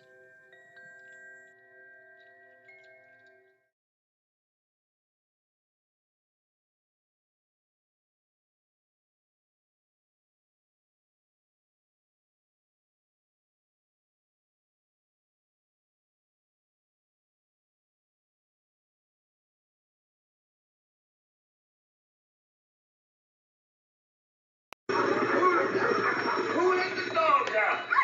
Who let the dogs out? Who let the dogs out? Hello, friends. Welcome to Top Brass. And today is day 16. And most of the people in India know that out of 736 districts, few districts have been put under total lockdown, which is in our own interest for the benefit of citizens, because the total lockdown would mean that rest of us are protected, and the people who are inside the lockdown will be taken care of by the authorities. So I think while this is going on, the lockdown situation, whether it is a partial lockdown or a total lockdown across India, I think we need to keep our motivation levels up. We have to ensure that we are working for the nation, for the world community, for the entire humanity in some form or the other. So with this, I would like to call Neville, who can give us more information about this word called motivation. Good morning, Neville. Good morning, CK. Good morning, everybody. Day 16, motivation levels are probably getting a little low. So you're absolutely right. Motivation, what is it? And I'm going to ask the question to everyone, but unfortunately, the only person I've got on the screen at the moment, CK, is you. So what motivates you? Well, I have work cut out for myself. I have a routine which I follow. I don't think about anything else. Well, I want to be aware of what is going on, but awareness is good, but I need to carry on with my routine, so which motivates me. So that's good. So as part of that routine, there are elements in that routine that give you a little smile, make you feel good inside, get you into that thought process where time flies by because you're so in the zone. You're so focused on what you do.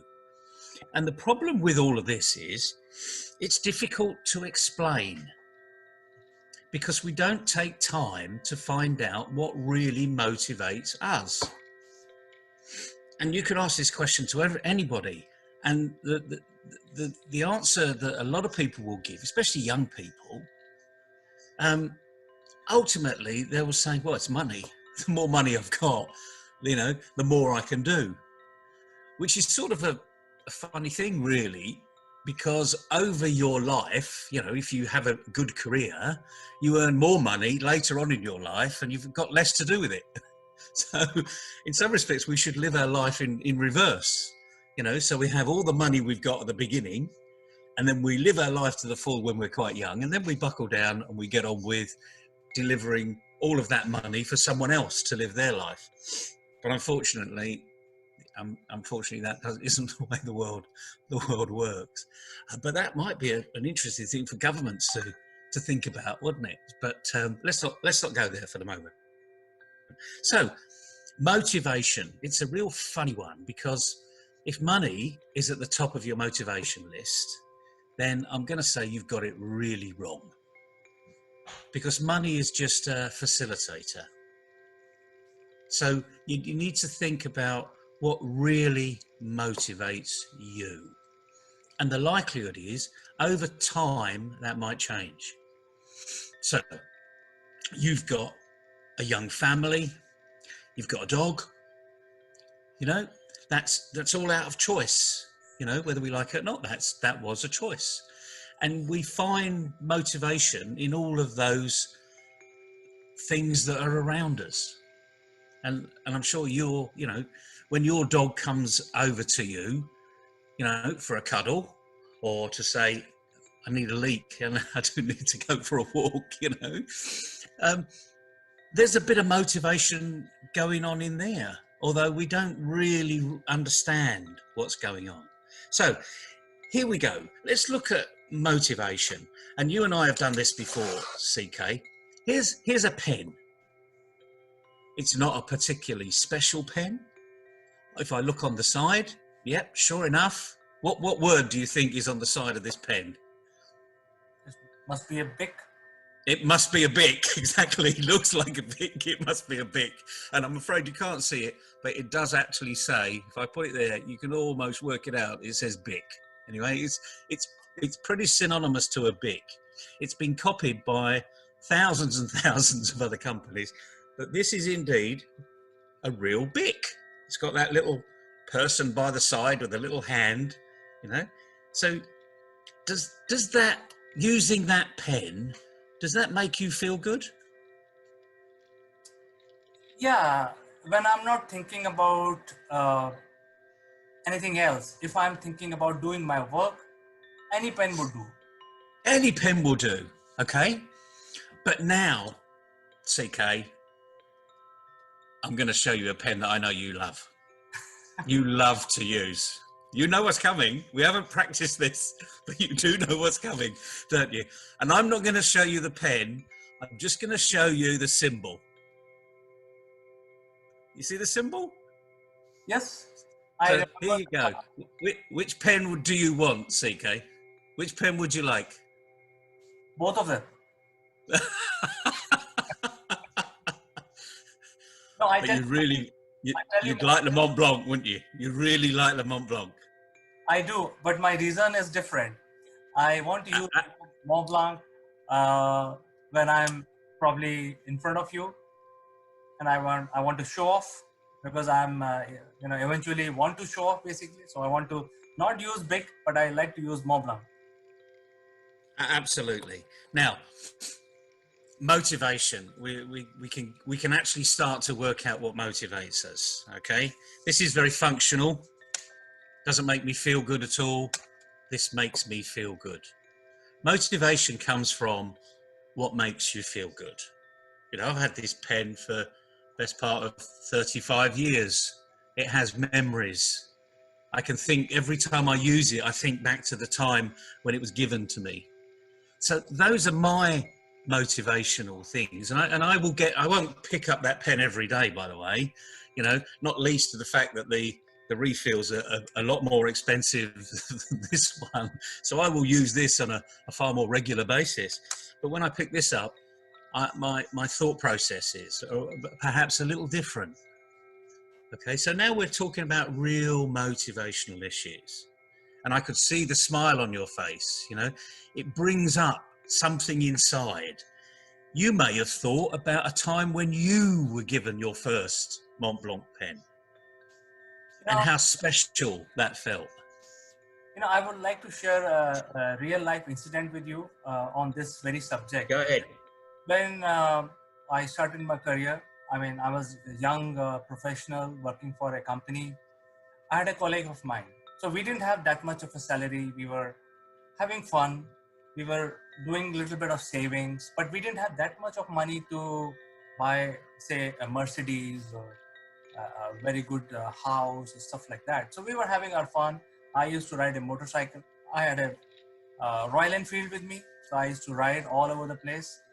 But there's a friend of mine whom I remember very clearly. So he and his wife saved money, and while we were having fun, spending all our money in various activities, these guys didn't do that because they were motivated by one thing. With just 5 or 6 years in their career, they were able to buy a Mercedes. And then when some of us asked him, "Hey, what are you doing? You're spending all your money in a Mercedes." In fact, in the beginning of this video, you mentioned about what motivates you. I remember that person because he said something very profound, which I cannot forget. He said, look, I want to enjoy today. I want to ride Mercedes today. I don't want to become old when I'm not able to drive and buy expensive Mercedes and give it to my chauffeur. So I don't want that. I want to drive, I want to ride, I want to have fun. So this is amazing. I mean, I think that person, a friend of mine, was so clear very early on in his career. And it's brilliant. And some people are, and they never lose it. And I bet if you go back to that person today, you know, perhaps you do on a regular basis, you know they haven't lost it. And more importantly, they've built on it. So motivation, what you need to do is to work out what really motivates you. And the key thing here is, although it may motivate you, it may not motivate someone else. And equally, although what you put down on your list, because what I'm going to ask you to do today is to write down a list of everything that motivates you. Although it may be on the list, so family motivates me. It's not my number one primary motivator, perhaps, but it might be for somebody else. The point is, likely is that we will all have very similar lists. But here's the difference.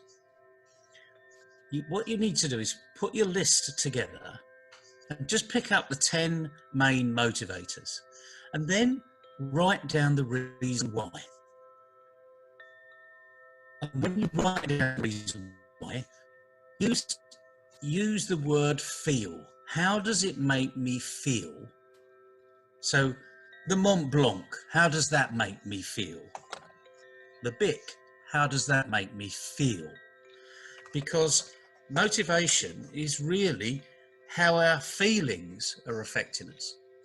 Now you can see in the background, it's been changing, not much today because the sun is really out and I've left it there quite deliberately. Normally I would shut the blind. You can see the banner behind me. One is bright sunlight. And if you look closely and you know much about pop-up banners, you can actually see down the middle, just along that line there, that's the bar that's holding the banner up. Okay? It's not hidden. It's not artificial. You can see it. That's reality. Look at that sun. Now, that motivates me because the sun's smiling. And guess what? Even at night when it's dark, the sun is still smiling. It's just around the other side of the earth. Just not smiling. Exactly. Which is that we're in darkness, because you know the earth rotates. It comes out. The sun comes out in the morning and goes to bed in the evening. No, it doesn't. It's there permanently at the center of the universe. So write down all those things that motivate you and then put down the reason why and focus on the feelings because feelings really drive us. And then what you can do with your team, do the same thing. Get them to write down what motivates them. And if you've got a good relationship with them, and by now, believe you me, on day 16, you should have been building that relationship, they'll share it with you and they'll tell you the reasons why. And as soon as you know what motivates them, you can help what they do every day reinforce that motivation. And then what's going to happen? So if I motivate you to do something in your business, CK, what are you going to do? You're going to do more because it's really enjoyable, or you're going to do less? Well, I'm going to do obviously more. Exactly, obviously. I mean, this isn't rocket science, And then by doing more, guess what? You'll get more enjoyment out of it, and it'll be more motivating. This is really complex engagement theory, okay? But the more engaged I am, the more productive I be. And engagement comes from what am I motivated by? So today's letter, motivation. And our motivation separates us from everybody else. And I'm going to use your little phrase you love using. It gets you out of being me too.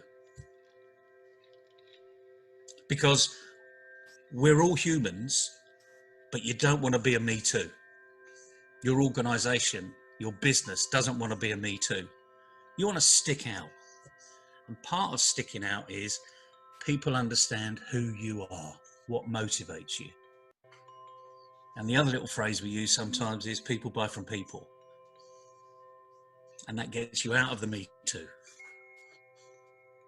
which you and I have run, several online programs of this, and it's really refreshing. But the key thing today is let's get motivated. Write down your top 10 things that motivate you, but more importantly, put down the reason why and focus on your feelings. How does this make you feel? And then you can reorganize it and maybe come up with a slightly different variation on your 10. And then ask your team to do exactly the same thing. And then share it amongst your team. So everyone realizes that we can all be motivated together on a common purpose. So it's a really, really important word that little understood, unfortunately. In fact, you have given a great idea. I'm going to run this with my team. In fact, what I'm thinking is I will run a poll asking these 10 things, what motivates you most, and then we'll see how we can engage the people by and large. And it's a great idea, Neville. I think thank you very much for sharing this idea with us. I think it's a great idea to engage people.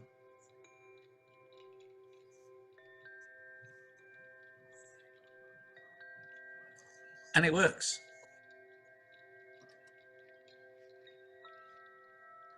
Yes, Neville. So thank you for sharing this today, and we will catch up with a new word and new information tomorrow. You have a good day. Be safe. Be safe and enjoy it out there, people, because this is not going to last forever. Certainly. So see you tomorrow, Neville. Bye-bye. See you tomorrow. Bye.